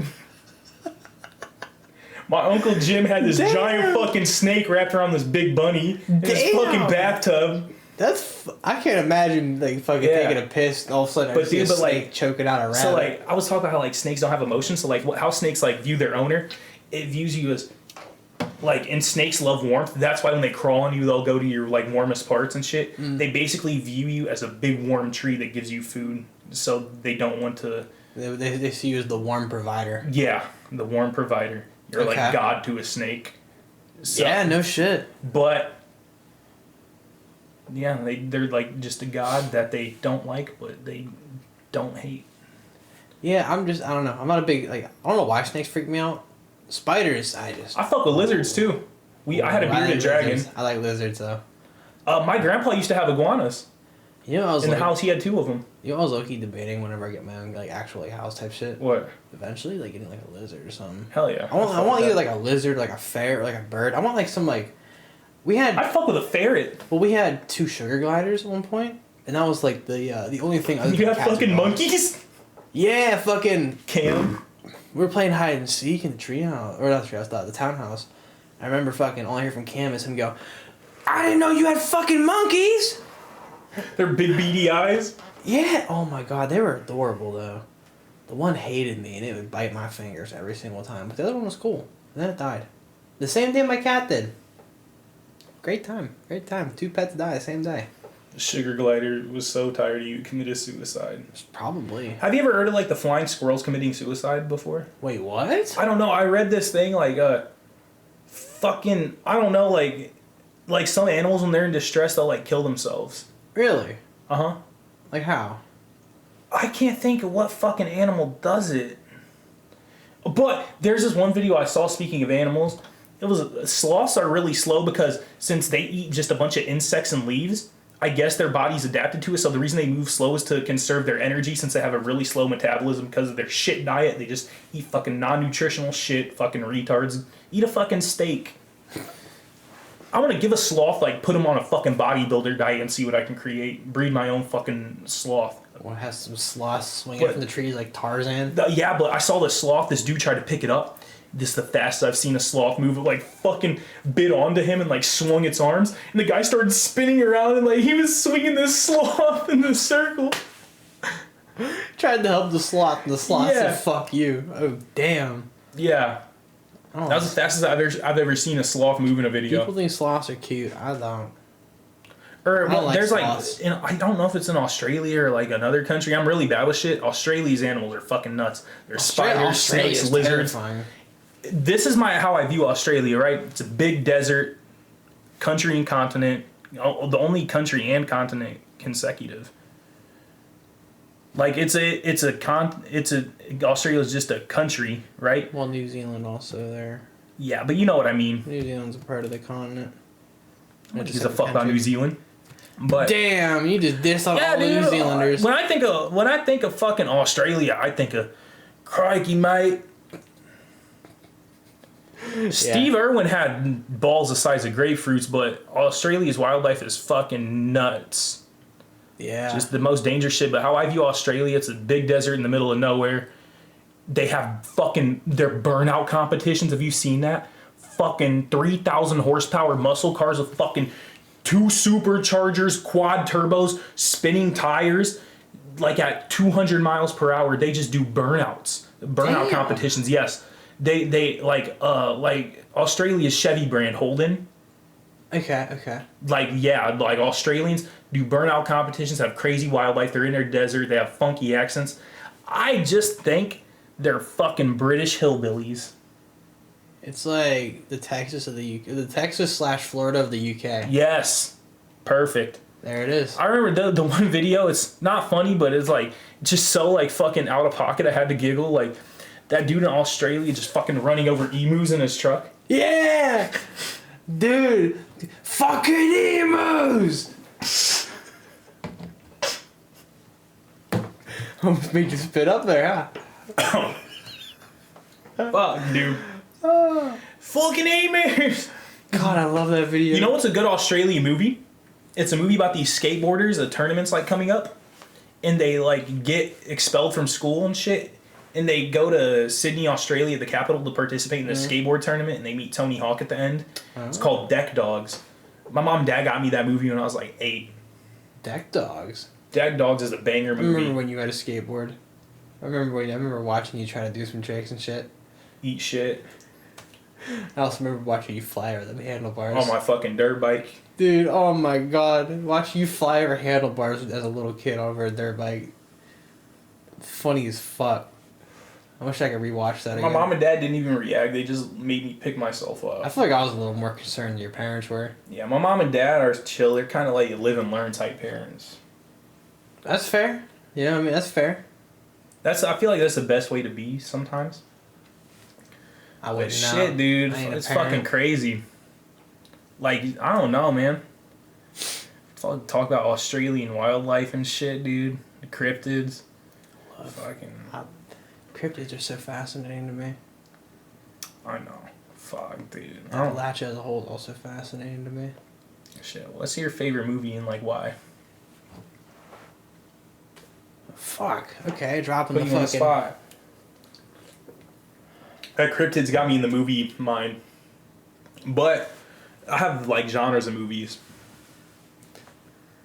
For me, like, I don't know, that's a hard one. I have an all-time favorite one. Well, you go since you seem to have it all figured out. I don't know. What about you? I have like a favorite comedy. I'll tell them like favorite comedy, but favorite movie storyline. Like my favorite comedy, I love Step Brothers, Talladega Nights, Identity Theft, stupid shit like that, Jackass. Favorite like hood movies. The best Friday. I like the Friday series. Best Friday is Next Friday with Mike Epps. I saw Mike Epps live when he came to my town. Funny motherfucker. Okay. Cause he's from where I'm at. Really? Yeah, but it's not like this town we're in. He's in the capital. Ah. That might give away where we live, but fuck it. Well, you've already done that a couple times. Yeah. You big loose-lived bitch. I don't give a fuck. Let somebody who steal my identity. Who wants to be me, bro? Who knows? You never know. Let them do some crimes under your identity. Give a fuck, bro. I do crimes under my identity. Fuck you mean? And a couple we more. We both do. It was just we here, alright? Allegedly. Where did I put the liquor? It's time for the liquor. Dude, like, my all-time favorite movie, though, is Gran Torino with Clint Eastwood. I've never seen it. Such a fucking great movie. So, I love the beginning of the movie. So, Clint Eastwood is like this racist old guy that lives in this house next to these Asian gangbangers. Yeah. And there's this kid he bonds with next door. He's like a cousin of the Asian gangbangers. And he like gets him out of trouble when like other gangbangers are pressing him and shit. He bonds with the kid.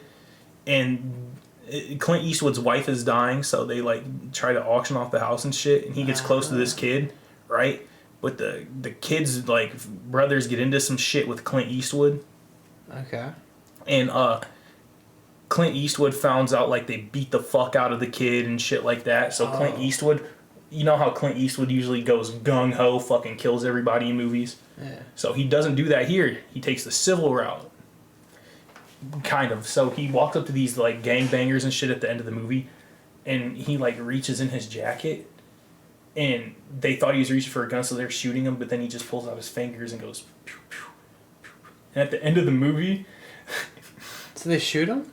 yeah, they kill Clint Eastwood at the end of the movie. In his will, he gives his 1972 Gran Torino, the house, and his dog to the Asian kid. Really? Yeah. So the racist guy gives all his belongings to the fucking Asian kid at the end, right?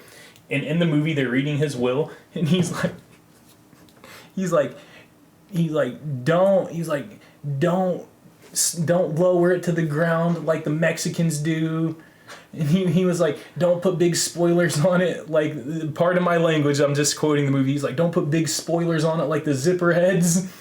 Damn. Yeah, dude, he's fucking just going off in this will. Then this preacher's reading it, and he just gives the kid, like, the house, the car, and the dog.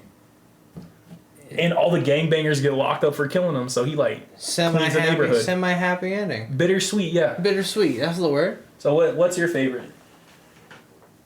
I've seen so many movies. It's really hard for me to pick one as like my top. I don't know what ones resonated with me the most though. You're not a big movie person, if I... No, I am. I remember him. I love me. So during his alcoholic phase, part 1, his Which one is this one? junior year, COVID. he got drunk and watched Bad Moms Christmas probably 20 times. I watched it like 5 times in a row while drinking vodka. I remember he was like, Kenny, this is getting better every time. It was. Like, you're just getting drunk and you're turning your brain to mush and you're forgetting and reliving it. That's what's happening. Yeah, it was an interesting time. But then the next night you watched it more and shit. Jesus, dude. COVID was a very weird time, man. You know it's a weird fucking movie? That was also lockdown too. That was during Yeah. lockdown, so I couldn't leave my fucking house and go places. So instead, I just got drunk and really fucking depressed. Oh god, great times we had though. Oh yeah. It was lockdown such gaming. highs and such lows. Dude, lockdown gaming. So we were like fucking 16 during lockdown? 17. No, during like when the schools first closed and we like went government shutdown. At the start of it? Yeah, start of it. We were 16. 16. The start of lockdown, gaming. 16 Well, I year old feel like that lockdown whole gaming. year. That whole year. 16 to No 17. school for 7 months, and they paused our grades and just patched everybody. That's what saved me from graduate. That's what made me graduate. I'm full-heartedly convinced. For us, they paused. The end of your sophomore year? Yeah. We had to do fucking like some not like good online schooling. Even though the COVID online schooling was still like, We were supposed to, but I fucky. never did it. Well, the COVID online schooling was fucky, but the that last quarter of sophomore year when fucking COVID first hit, my fucking geometry teacher that was her last quarter ever. She retired. You think she knew how to do this makeshift no. ass? I went with my grade went from fucking AAAD. Yeah. I damn near fucking failed like almost every class there. I didn't fail any. I didn't fail any classes until my senior year. I only failed one class ever. I'll get into that, but no, fucking online schooling junior year was still like shitty as hell.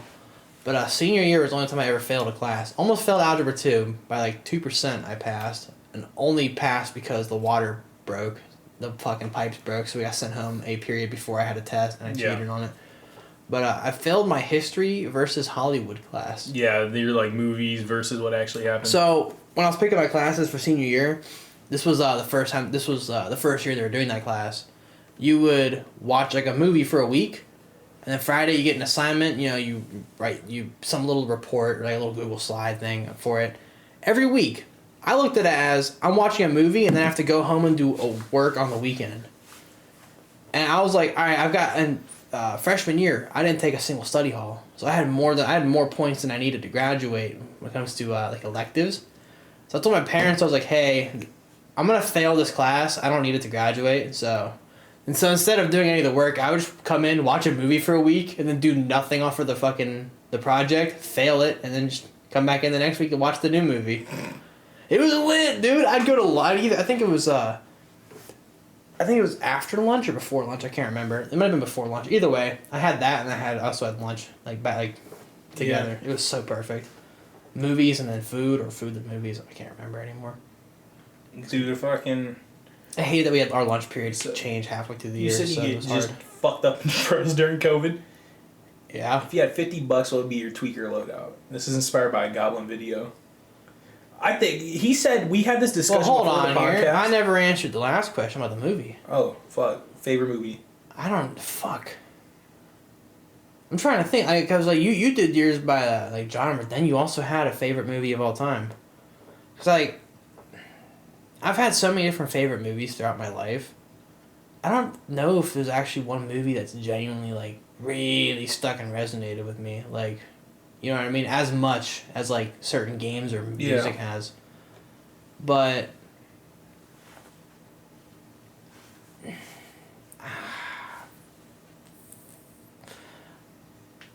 I don't know. I got a couple. They sound kind of low key cliche as fuck. So if a couple people have them, not in any particular order, but I gotta say Avengers Endgame's up there. I was a giant Marvel nerd for a long time. That movie was that's the pinnacle of it.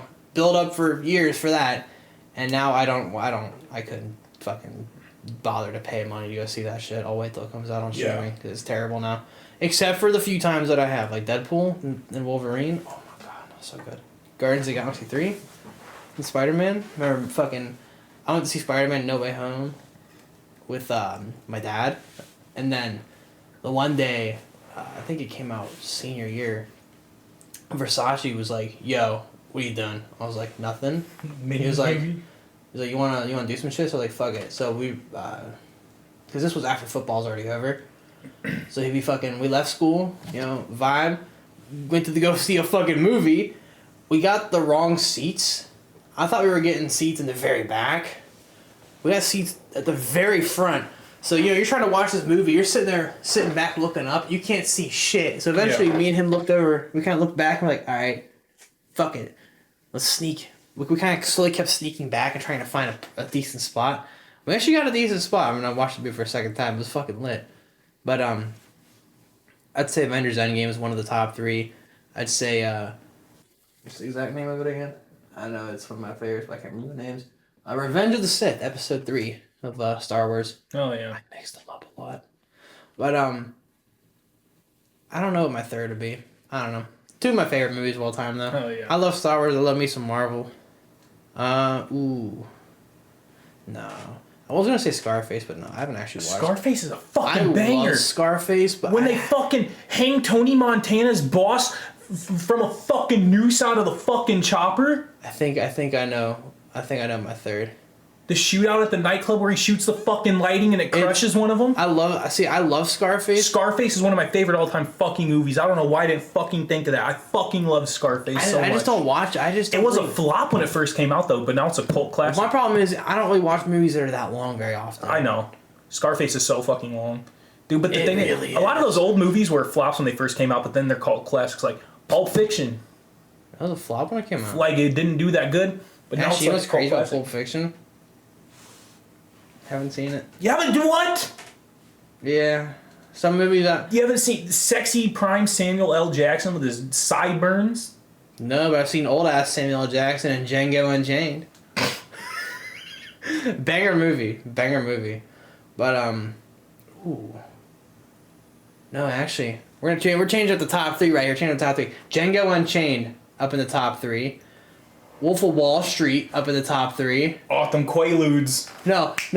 Top 3. I figured it out. We have Wolf of Wall Street, we have Django Unchained, and then we have I'm drawing a blank. War Dogs. Great. Banger top 3. I love those fucking movies. Hell yeah. Bangers. The Departed is also one I kind of want to put up there, but you know what's a weird movie? Hereditary. It's a scary movie. Biggest mind fucking hard to follow. I watched it 3 times, like back to back. I've heard of it, but like I get that and like a couple other movies. I don't want to explain it to you. I want you to watch it. It's fucked up. Hereditary. Is it on any streaming that you know? Not sure. It was on Netflix for a little bit. I'll have to look into that. You know what? I have a T-shirt with the Hereditary picture on it. If it is on a streaming service, I'll watch it tonight. I'll wait till it's you live alone and you watch scary movies, you fucking demon. Well, my black cat will help keep me I don't watch okay. scary movies unless I'm with my fiance or unless I have one of my dogs with me. Well, I don't have a dog. So I've got a baseball bat and a black cat. I got firearms and a wiener dog. Well, this shit on lock. Also, horror movies. The Great Danes for spiritual protection. Horror movies really don't fuck me up like that. For me, it's more like if I go on YouTube and I'm looking at like real shit. Because like a movie, it's a movie. If I'm looking at like true shit, like dark side of this or that, and I'm like, that. I showed him a documentary for the first time, Dark Side of the Silk Road. I passed the fuck out midway. We both did, eating fucking chicken. That was after bites. the D-Gen episode. Yeah. Right after it, yeah. You can't lie, them barbecue chicken bites are fucking. Hell yeah. They're fire. I pop them bitches in the air fryer for 12 minutes and then bada bing bada boom. I want to hear your $50 tweaker loadout. I can't stop thinking about that. Oh yeah. We had this discussion before the podcast. He doesn't think you can get fucked up and have a good time off $50. Well, I at first I didn't, but after a while I started thinking about it. And how much? Do you know how much the shooters cost at liquor stuff? No, I know my exact loadout and I have it in my mind. So I'm not an alcoholic. I do smoke, but like, yeah, I'm a stoner. I'm not gonna lie, but I'm not a big drinker. But if I was to be a tweaker, this would be my loadout, right? Throw 10 in the gas tank to go to the liquor store. Okay. Go to the liquor store. I got $40. Get a giant jug of bottom shelf vodka, the pop off, the Russian potato vodka for like $10 for the giant fucking jug. Get that in a 2-liter. It's probably what, $13-14. Okay. So we're at the 30 minus the 14. So we're at like $26 left. Yeah. Go to the smoke shop. Get 2 Delta 8 pre-rolls. They're like a few bucks a piece at the smoke shops near here. Yeah. So we're down to, estimate it, I'll give them credit, $15. After the pre-rolls and the pop-off vodka, the mixer, the 10 in the gas tank. Go to McDonald's. Get you some McChickens. Okay. Couple bucks a piece, right? Yeah. Then you go to the smoke shop on the sketchy side of town that sells expired nicotine vapes for like $5 a piece. Grab you one of them hoes. I forgot. Yeah, you gotta throw that in there too. Yeah. I'll tell you, I don't have to worry about that part. Mm-hmm. I like it, but what I would do, obviously if we're starting with it, so really it's like $40. You gotta throw the 10 in the tank. Liquor store probably would get. Debating. I actually don't know exactly what I'd want to get in particular. I'm trying to think of. So this is for one night. And Yeah. just me. Just you, yeah. Just me. Okay. And I have to buy the weed. I have to buy the fucking liquor. Whatever you want to buy. So I have nothing. You could buy fucking meth for all I care. But I have absolutely nothing. No. Nothing. So I have absolutely zilch to smoke, zilch to It's drink. a drought, and you need to get outside of your sober mind because you hate it. So I have nothing on storage. Nothing Okay. on storage. So I got my 10 in the tank, the liquor store. And maybe what liquor I'd want to get for that night, or if I... For just that night to get fucked up. Alright, I got an idea here. Let me cook. I would get probably... Ooh, do I go really degenerate or do I go like semi-degenerate? I'm debating whether I get like a bunch of shooters. Because aren't those cheap? Aren't they like $1? Yeah.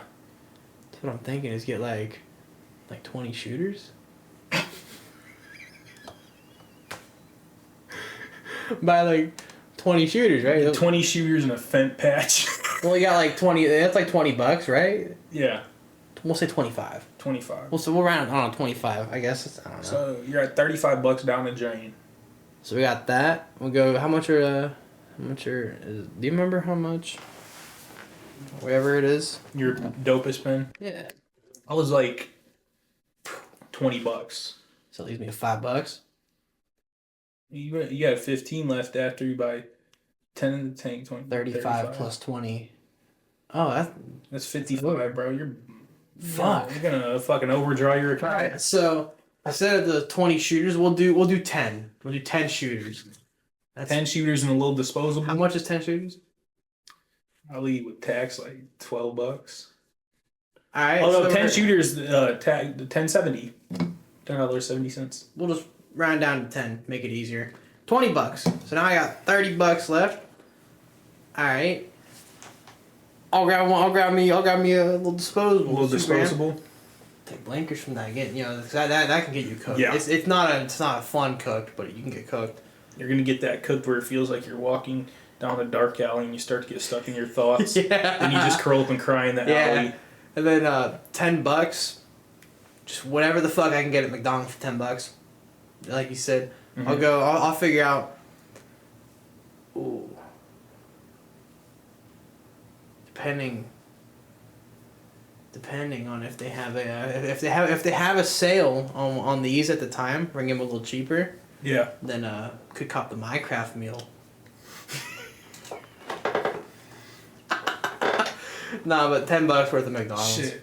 And then here's the way you gotta do it, right? You take your 10 shooters, and you drink you drink a good couple of them before you eat. That way you're getting drunk on an empty stomach. Then you eat. Then you chug the rest of them. Yeah. And you're smoking the entire time. And that'll get you really fucked up, I feel like. Or you might, Or how much is a Buzzball Biggie? Like $17. A little more pricey. Or if you want to do the backup loadout, $10 in gas, Buzzball Biggie. Like what? How much are the 2 pre-rolls?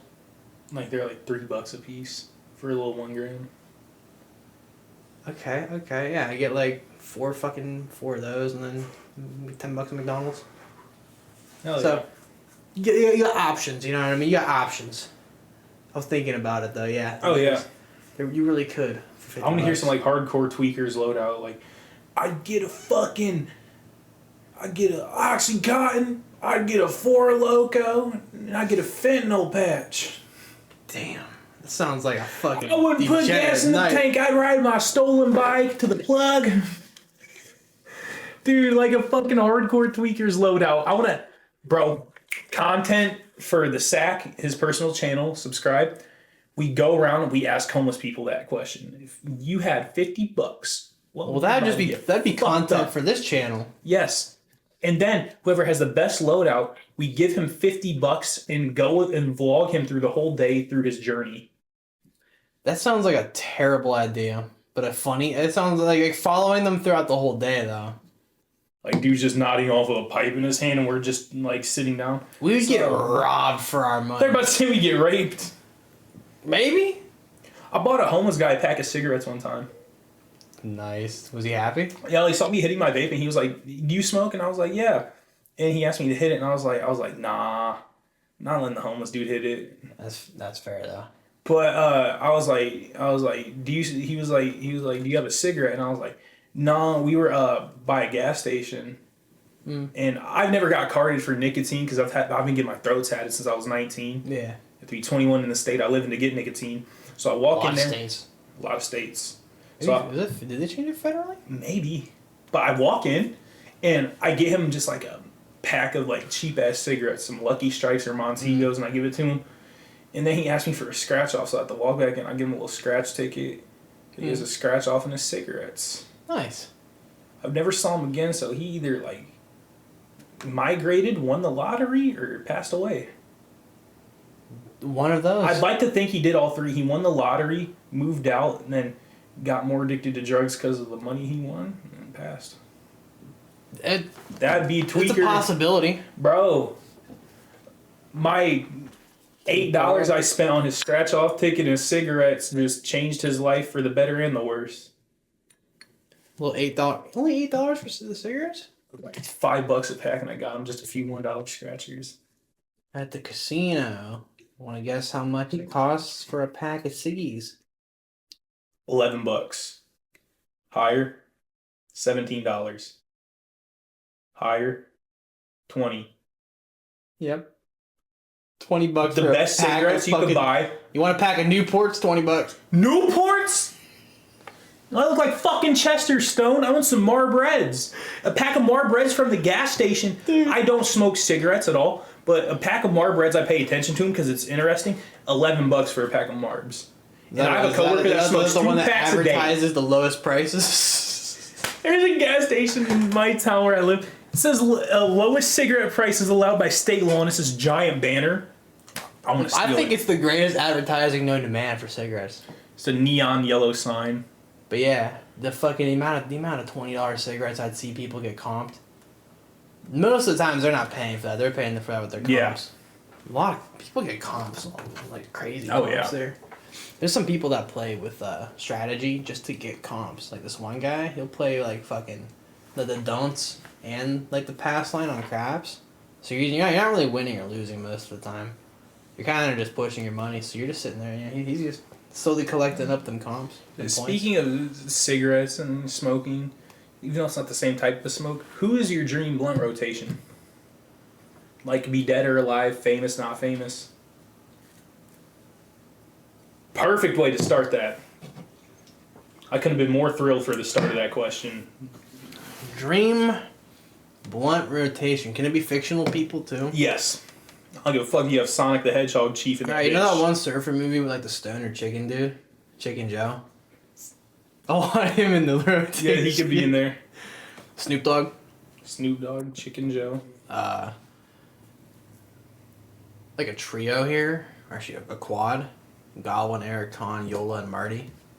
Yes! Oh, I gotta get them. I gotta get the squad there. So we have the THC Titans. We got the GOAT episode, basically. We got Snoop Dogg. We've got Chicken Joe from, I don't even know what fucking movie. Surf's Up, is that what it's called? I don't know. I don't know. Here's the picture. Chicken Joe, that guy. He's in there. Originally, I never really watched. I'll admit, I never actually watched the Cheech and Chong movie. I'm not fucking in my 40s. But, even still, I wouldn't put him in my rotation after this 708, or what is it, 708 is what it's called? Mm-hmm. After they started peddling that off, and especially with what they original. Bro, you see they have, like, synthetic opioids, like pills and shit. They make pill form of 708s for, like, people. That's what I'm talking pills. about. Yeah, but, like... Did you see what their original, like, that Video was? Goblin said, yeah. But what's funny is... The Video Goblin did, people are making, like, it's called, like, perks and shit. Like, they're making... It's, like... Delta 8 pills. Oh. Delta 8 of fucking opiates. Think about that. That shit's crazy. But, like, you know how he said that they changed the description? Yeah. When he originally made, like, a Twitter post, I saw their original description, and yeah, they made it, they called it the, like, I don't remember what they call them, Cosmic Ludes. Yeah, they're old as fuck, though. Do they even run that shit? Or is it, like, a big company that bought them out? But they're slapping their name on it is the problem. Yeah. If you're going to slap your name but on do they it, know what their company sells if they slap their name on it? Was it like if they don't, if they don't, that's use your a name? problem. That is a problem, absolutely. That's why they can't go on my blunt rotation. They can't. I don't really listen to his music much, but I got them with Willie Nelson. Willie Nelson's fire. I gotta. He's just a legend. Yeah, I gotta. Dude, my blunt rotation's gonna be hectic. So we've got Chicken Joe. I think that's his name. If it is, I don't know, a check mark will appear. Look at that. More editing. Chicken Joe, Snoop Dogg, Willie Nelson, Goblin, Eric, Con, Yola, and Marty. I don't really know. I mean, I gotta throw you and Dylan in there. Oh, yeah. Cameron. You know, I throw my homies in there. I mean, I feel like most people for their dream blunt rotation is like... Their homies gotta be in it. Their homies aren't in it. For my homies are gonna be in it, but I'm just including the people that... I gotta have my, like... I gotta have the homies as well. Oh, yeah. I don't know. I guess that's it, though. Yeah. I don't really have that big of a dream blunt. Oh, wait, no. Patrick from SpongeBob.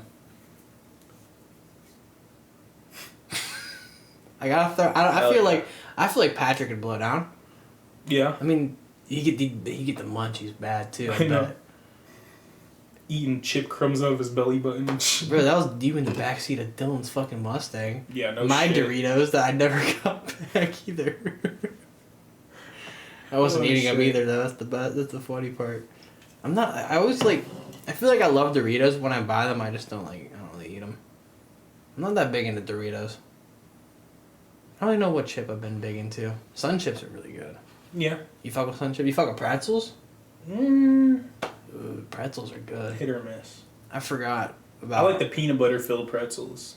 I forgot how much I love pretzels and like this small little baggie from like this little fucking Valentine's bag that they had them at the leasing office when I went.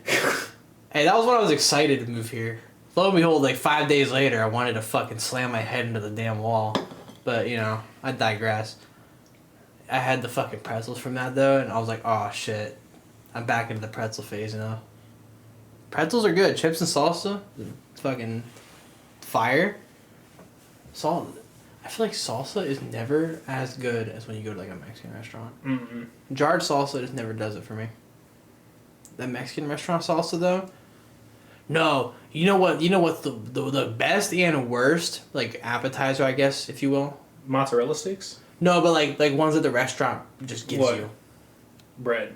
The rolls at Texas Roadhouse. They are so fucking good, but they're so bad because they fuck your meal up. Best complimentary restaurant bread, Red Lobster.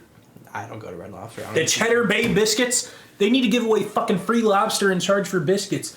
Fucking bastards, dude. I'll clear them out in biscuits. Do you know what you want to eat? No. I'm just chipmunking biscuits and shit. My problem with Texas Roadhouse though is by the time my steak arrives, I've eaten 15 of these damn rolls, and I'm sitting there just. I got a whole ass giant prime rib in front of me, and I can't even eat fucking half of it because the rolls are just sitting in my gut. Dude, I want to fucking lather my whole body in cinnamon butter and roll around in the middle of the street. I don't even eat the cinnamon butter. I'm weird about butter. I don't know why. You're weird about butter. My fat ass is weird about butter. I don't like butter that much. I walked in with you. You had a bell around your arm shooting up fucking garlic butter. I don't like garlic butter. Yeah, you do. I'm weird about like butter and like dairy shit. Really? Cheese, dairy, you know, like milk, butter. I don't know why I'm weird about it. Dude, fucking... I don't know who my blunt rotation would be. I do. You know who it would be?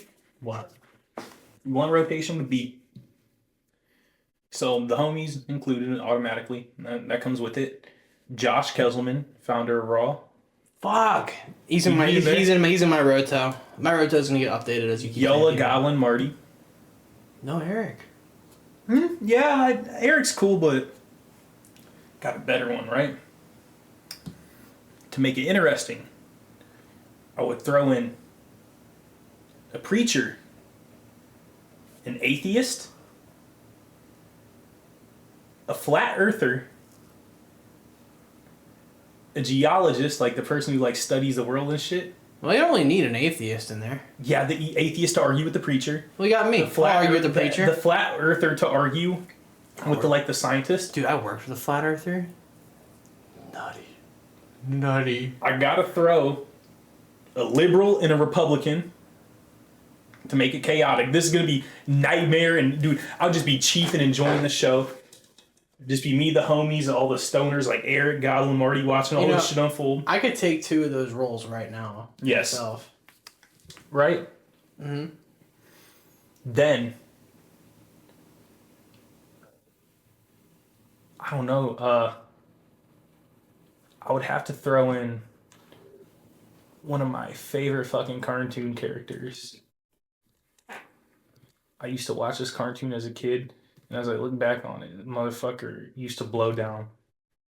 He's not a cartoon character, but I watched it all the time when I was a kid. Barney the dinosaur is going in there. I feel like that big dinosaur to deal. Run us back through your rotation, though. Your homies. Homies. Josh Kesselman, founder and CEO. Raw founder, CEO, Josh Kesselman.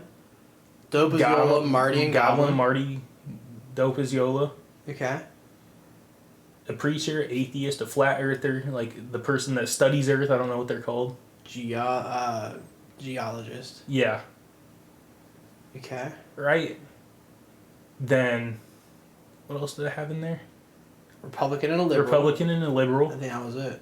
Oh, and then Barney the dinosaur. Then I have a couple other people. Your roto's a lot weirder than mine. It's gonna be real fucking weird, right? I would Larry Lawton.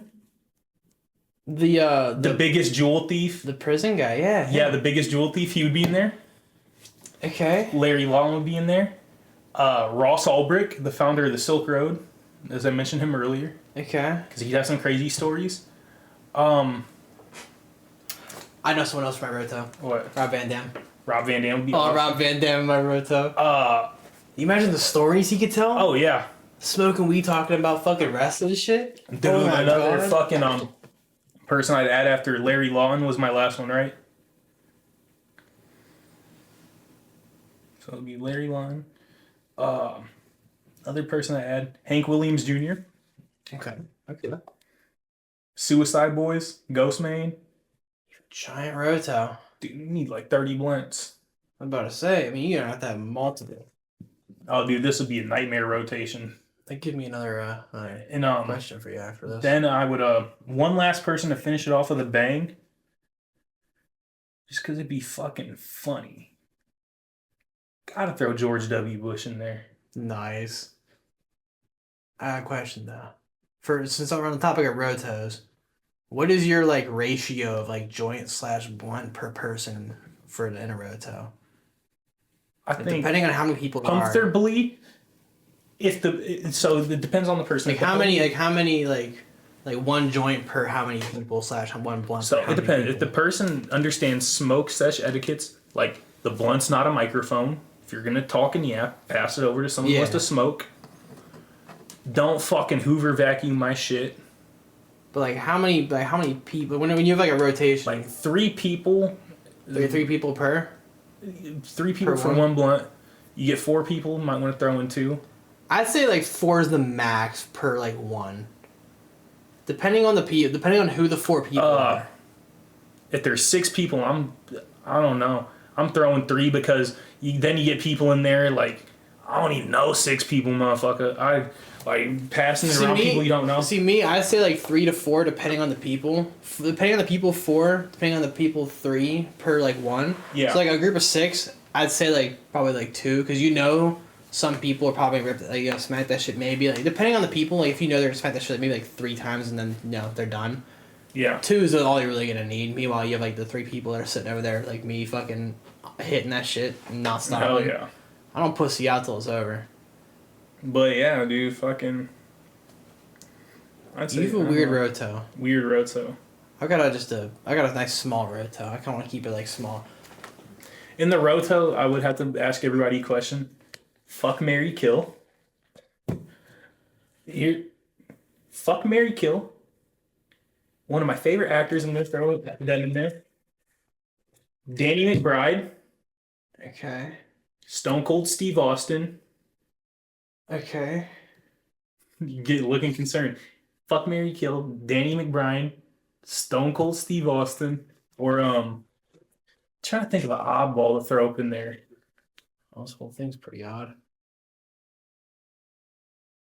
Ricky from Trailer Park Boys. Well, fuck. Okay.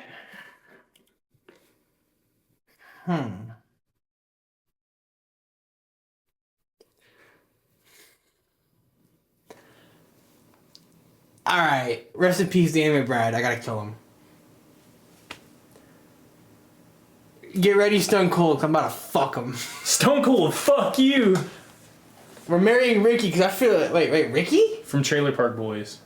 Oh wait, hold up. Never mind. I was thinking of Randy. I don't know why I was thinking of Randy because he's the big gut cheeseburger bandit who'd suck the chrome off a trailer. my mindset was you got your Trailer Park Boys is my favorite. My mind says you got a pillow who can cook you good food. Versus the guy He cooks cheeseburgers and smokes weed. And is married to the trailer park supervisor who's a guy. I cook steak and smoke. Yeah, you guys be perfect for each other. But Ricky though, oh fuck, okay. Nobody likes to admit they get stoned and eat 9 cans of ravioli. You know what? Fuck it. We're marrying Ricky. Either way, I feel like life would be interesting. Yeah. I feel like life would never be boring. So, well, my problem is I couldn't marry Stone Cold because I hate beer. I feel like me and him would just we wouldn't work. the thing is, here's how I look at it. I'm killing Stone Cold. Oh God. I'd probably get killed trying to do it, but you know, fuck it. He'd pull up on a Harley and beat my head in with a 6-pack. He'd kill Stone Cold. Yeah, an attempt to kill Stone Cold. fucking Danny McBride. Why would you want to fuck Danny McBride over Stone Cold? That'd be an interesting night. Danny McBride. Pineapple Express Danny McBride with the neck brace, to be specific. You don't want Stone Cold to hit the stunner on your penis? No. Then marrying Ricky, dude. So we're both marrying Ricky. He steals to take care of the people around him, does his best, but still makes time to get fucked up. Can you imagine me and Ricky with the fucking drip, though?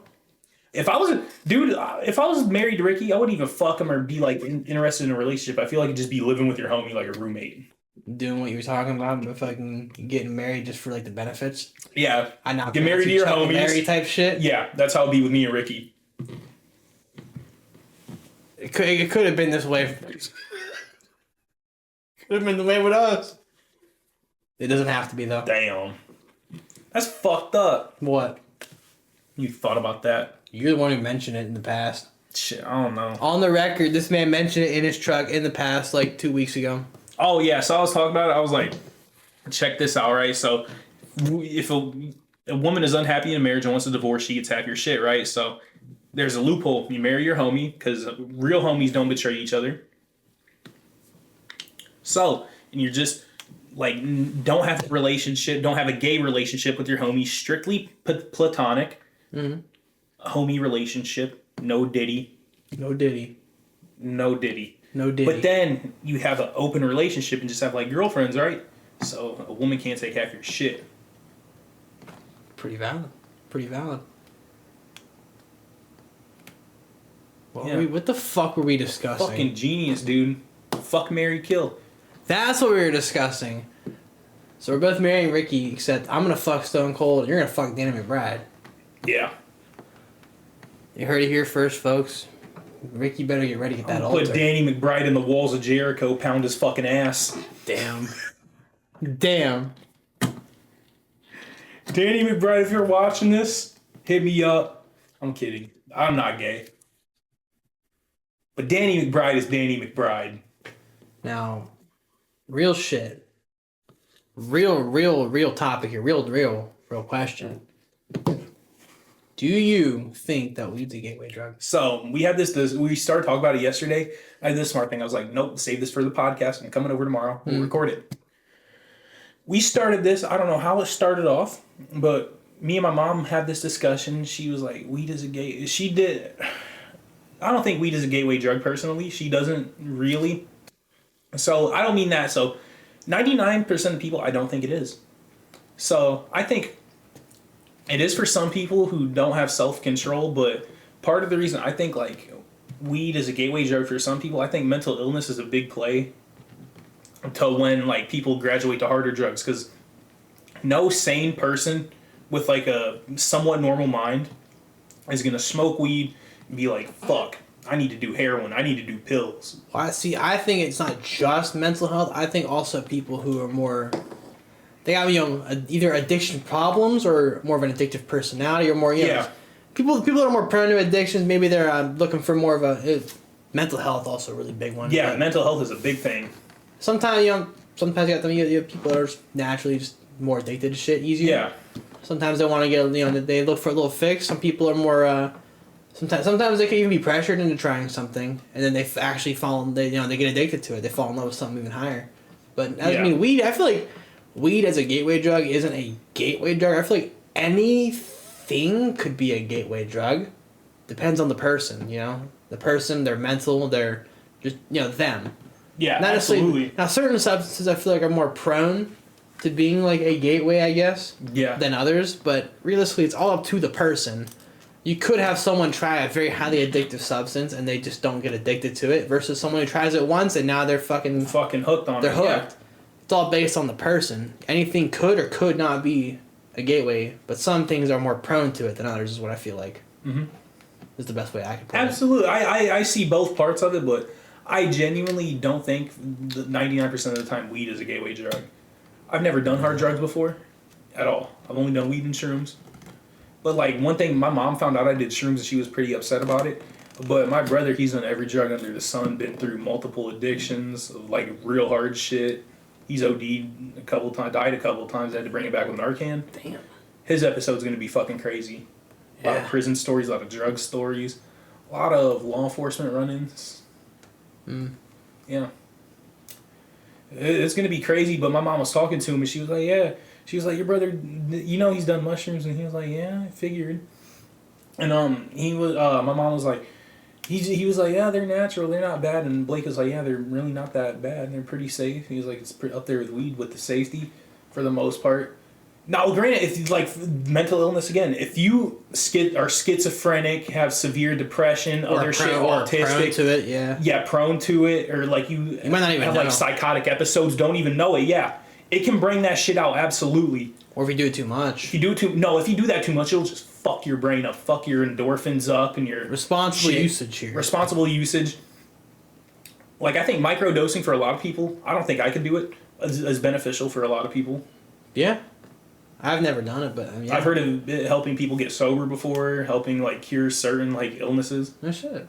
Yeah, at the fucking Veterans Hospital where I'm at, they do ketamine therapy. I want to go to the VA hospital to get some extensive ketamine therapy. Hey, try to K-hole the Veterans Hospital. Get a fake military ID. Wheel in there, we'll go in a wheelchair. Give me ketamine. You got look like I was in the military. Look at me. Oh, bro, we both get fucking arrested. Forging federal documents to get free ketamine. Well, just that sounds like a South Park episode. Find a person with a horse that needs like some surgery and like sneak in, or no, we need to get like a horse costume, like you and me, like in one horse costume, and get like injured. You're being like, ass. That's fine. Well, if they're gonna stick the ketamine into the ass part, I'm getting hit with all the ketamine. That means that you're gonna be awake. I'm gonna be sitting there. The human ketamine pede. I'm not gonna be fucked up. I'm gonna be unconscious on the ground. So the human centipede, we're making the fucking, like a Pineapple Express version of that movie, the human ketamine. Dude, that'd be a weird. Oh god, you said human centipede. That just immediately brought back the memories of those fucking movies. Nothing beats the second one as like the grossest though. Dude, fucking. The second one was so fucked. My lung capacity is so good. If the first person of the centipede smoked a cigarette and I was the last one, I could fucking suck that cigarette in one puff. Lung capacity is not that good. I watched you with Girth Brooks. That's a 3-foot bong, and I was lighting it with the end of a Dutch. And I was drunk. I watched you try ribbon normally. Though. I got dizzy, bent over. See, you're just not built for it. No. But it's a beautiful thing. It's like this fucking tall, like off the ground, like 3 foot tall or 3.5. I don't know. It's tall as fuck. Tag, thick ass glass. But yeah, dude, fucking. Those chairs rubbing up against the table. Couldn't figure out what that fucking noise. But yeah, dude, I don't think weed's a gateway drug for the 99% of the time. There are cases where it is though, for sure. What? Yeah, dude, I think that topic is what is the main reason we recorded today for sure. Yeah, we started getting into a talk at like fucking midnight. We got into a little debate. Yes, man. I don't remember what you fucking even called me about. Yeah, I don't know either. To go into another Facebook rabbit hole. We never did though. Yeah. We never did. We still gotta go on another one.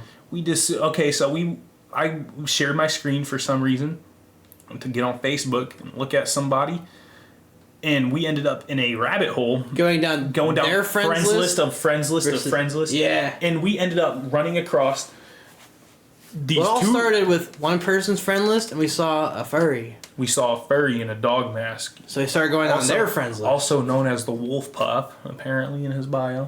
The Wolf Pup. And he's a furry, but he has a fucking Corvette, like a built-ass Corvette. And yeah. the other one is another old fucking jacked furry with a 69 Camaro. Yeah. Then we look at his friends list. It's this fucking 2 dudes, and they have a Facebook, and they wear like pink skirts and fucking rainbow t-shirts. Yeah. And a racist old white guy follows them. He had a Confederate flag hat, sunglasses on. And how I knew he was racist, we scrolled down, we just saw a Ku Klux Klan post on his Facebook. And we look, he's following like black guys supporting Trump. He's following black Trump supporters, furries, and Vietnamese girls. This is old racist white guy. And other racist guys. Bro, I was fucking mind blown. Then we ended up like stumbling across this one like random Nigerian dude and like just him taking care of his family. And we're like, that's refreshing.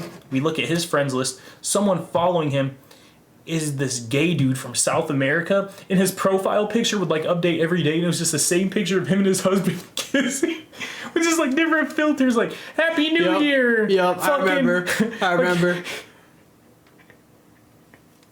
Yeah, I remember. Oh my god.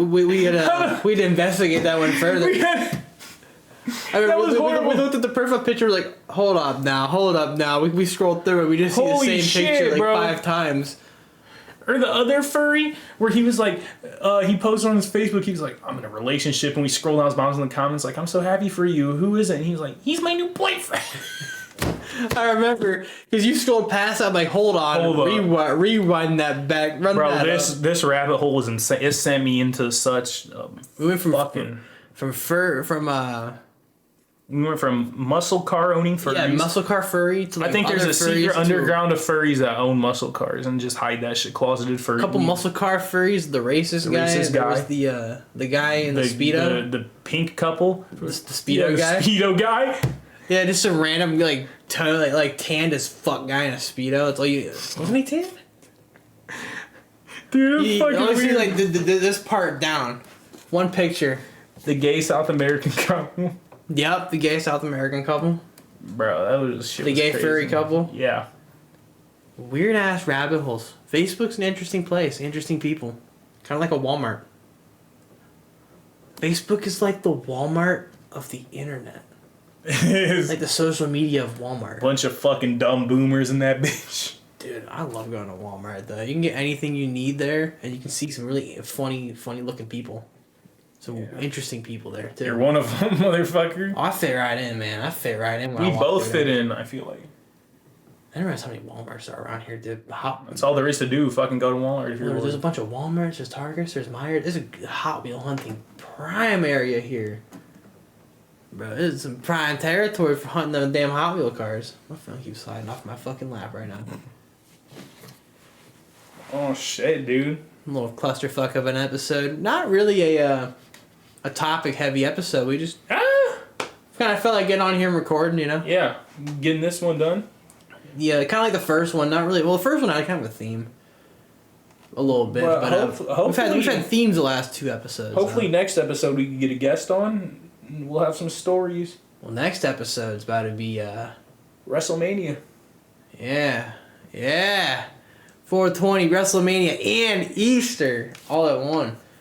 Well, definitely gonna autism episode. Next episode. Oh yeah, we'll have to regale in the next video the fucking tales of what's gonna happen this weekend. My homie just Dylan, turned 21. He's turning 21. Happy birthday, Dylan. He already did. Yep. Happy belated birthday. Oh yeah. Happy belated birthday. Like just a few days. Bro, after he was ranting. movie. He was ranting us, texting. He was like, I fucking hate my classmate. He held me up and I was late to the liquor store and I went there 10 minutes before it closed and I couldn't indulge. He kept on overthinking the answers. I told him it was like 2-sentence answers and he's writing paragraphs. God, he was like, this stinky fucker. That was so fucking funny to me though. That's fair though. I remember the one time. Holy shit. When me and Cam went to go to the liquor store, right? We were up on the driveway. And I don't know why on my driveway I decided to try to slide across the hood of my car. You tried to do that multiple times. It never works. I rolled across the hood, fell to the ground, got back in the car and drove to the liquor store. We get there and I realized my wallet fell out of my pocket and was sitting on the driveway. So I drove all the way back home, got my wallet, drove all the way back to the liquor store, and finally got to go to the liquor store. I think that's when I bought the Appleton Estate Signature. Your favorite? All that just for the most disgusting thing I've ever drank. Yeah. Did you finish it? No. I was going to bring it with my dad. I was like, it's not a smart idea. I was like, I don't really want it anyways. So I left it there. When I moved here, I abandoned the Appleton Estate Signature. Your dad drank that shit? Probably. 1,000%. I hated it because even when you mixed it with Coke, it was still very strong. Like, you'd still taste it. And it didn't taste good at all. I think Bumbu I mixed with Coke once. And you taste the Bumbu really strongly. So it's kind of good, but it's better on its own. I'd prefer mixing with Captain. It makes it a little more better. But fuck Appleton Estate Signature. Shit, dude, we got some fucking content this episode. I'm hyped. Like, this might be one of my favorite episodes we've recorded. No shit. Dead ass. One of my favorites to go down in history might be last episode. What, you laying on the table and it shattering under your Flop ghastly body weight? I lied on the table, got up, and then I flopped onto the table. I know. That was I'm pretty sure you broke my fucking foot. No, you're fine. You and your fucking. Hold up your Grimace Crocs. My fiance bought me this. You hold up your Grimace Crocs. I got my. He got the Grimace Crocs. I got the Grimace egg from McDonald's. Look at that. The Grimace God's here. Goofy fat fucking bastard. Yeah, look at it. Look at it. He's wearing green Crocs on the Croc charm. Bro, we also got the potion, bro. Get you a Minecraft. This is like, even though I have like a bunch of crazy ass Jordans and designer shoes, this is my most worn pair of shoes. I fucking wear them all the time. My most worn pair is my Adidas slides I got. Or your cowboy boots. Free. Yeah, the cowboy boots. I don't wear my actual gym shoes. Because cowboy boots I can slip on and off with ease. They're like, they're pretty well water resistant. I'll get my fucking feet wet. They keep my feet nice and warm. You still should get a pair of Jordans because you used to wear them in like early middle school, elementary. Yeah, but like, it's just not my thing no more. Yeah, nah, that's respectable. But maybe one day. Maybe one day. Alright, motherfuckers. Hell yeah. Little banger episode. Fucking banger episode. That one went great. Nothing crazy this time around, but no. Next week. Okay, we gotta have at least one tame episode. We can't have crazy shit, then crazy shit. Next week's This is your little breath of fresh air from our retarded asses. Yeah, next episode's gonna be kind of like y'all better buckle up. We're about to have like a degeneracy episode part 2. Yeah. Yeah. Oh yeah. Alright, fuckers. Alright, later. We appreciate you guys. Yeah. Hell yeah, bitch.